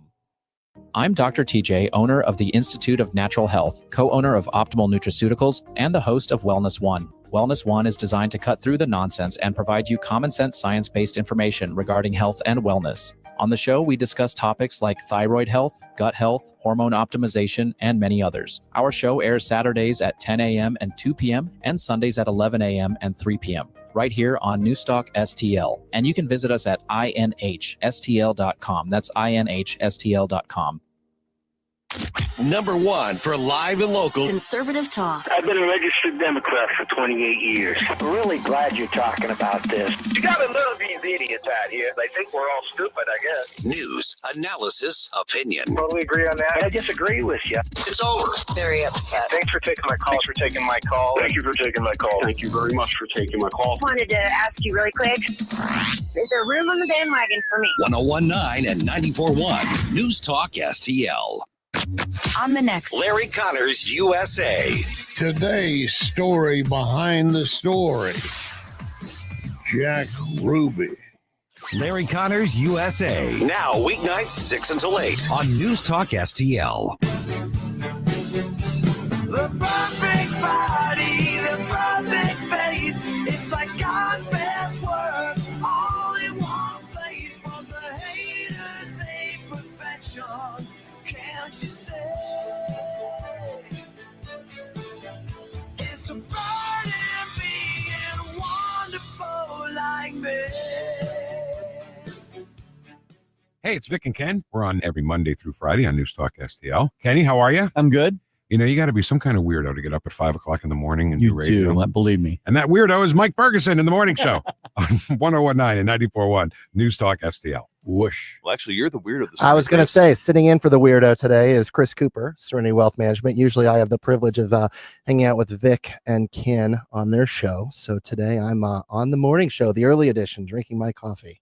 So, and I'm out of Vic's chair because he is coming up next. So, and I've already got the stink eye from Vic. So I better be careful and stay on my best behavior, Jerome. Vic is like Beetlejuice. If you mention his name too many times, he shows up in the studio. So better watch out. Yeah. I think I've already said it too much. I've said it too much. All right. So let's talk a little bit about the economic news that's going on, right? So interest rates are coming up here. We're going to maybe see another reduction. That's what's been thought of. It's kind of in the works. So I'm not too concerned about this. It's planned out, right? People are, as long as that what we think is going to happen it happens, the market should behave just fine. okay, so I know interest is something that we should avoid trying to accumulate. Yeah. But I know also that there are a couple different types of interest. So when you say interest rates are coming down, is that across the board all of the rates, or yes, kind of go into a little interesting? Yeah, great conversation there. So when we talk about interest rate reductions, right, it's the Fed funds rate that technically is being reduced. The Fed fund rate technically has an impact on the borrowing rates of individuals in this country, right? So it has a quasi effect on the borrowing rates that banks loan money, which means it also affects mortgage rates, business interest rates, all of those things. Okay. What about like credit cards? Credit card, not so much, because that's a different type. It's unsecured debt. So that's always going to be in that 22% range. Unsecured debt is what I would consider bad debt. Credit card debt would be bad debt. Okay. But then there is good debt as well, right? Home debt, I don't look at as bad debt. I don't. Okay. I think that you can own your home. You can have your bank help you finance that loan. And that is not a problem. I'm not one of those people that go and say you have to pay off your home early.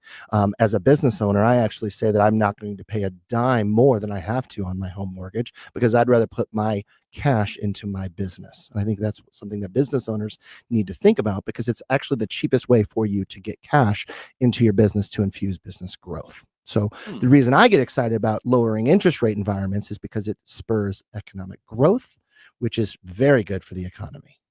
So another thing that I've been trying to, because again, I try to take finance and economics more seriously, but it's sometimes again, you just don't know what you don't know. Sure. So if I wanted to start my own business right now, and I'm seeing, interest rates are going to be going down, and so it sounds like that might be the good time to start to look into entrepreneurial, opportunities.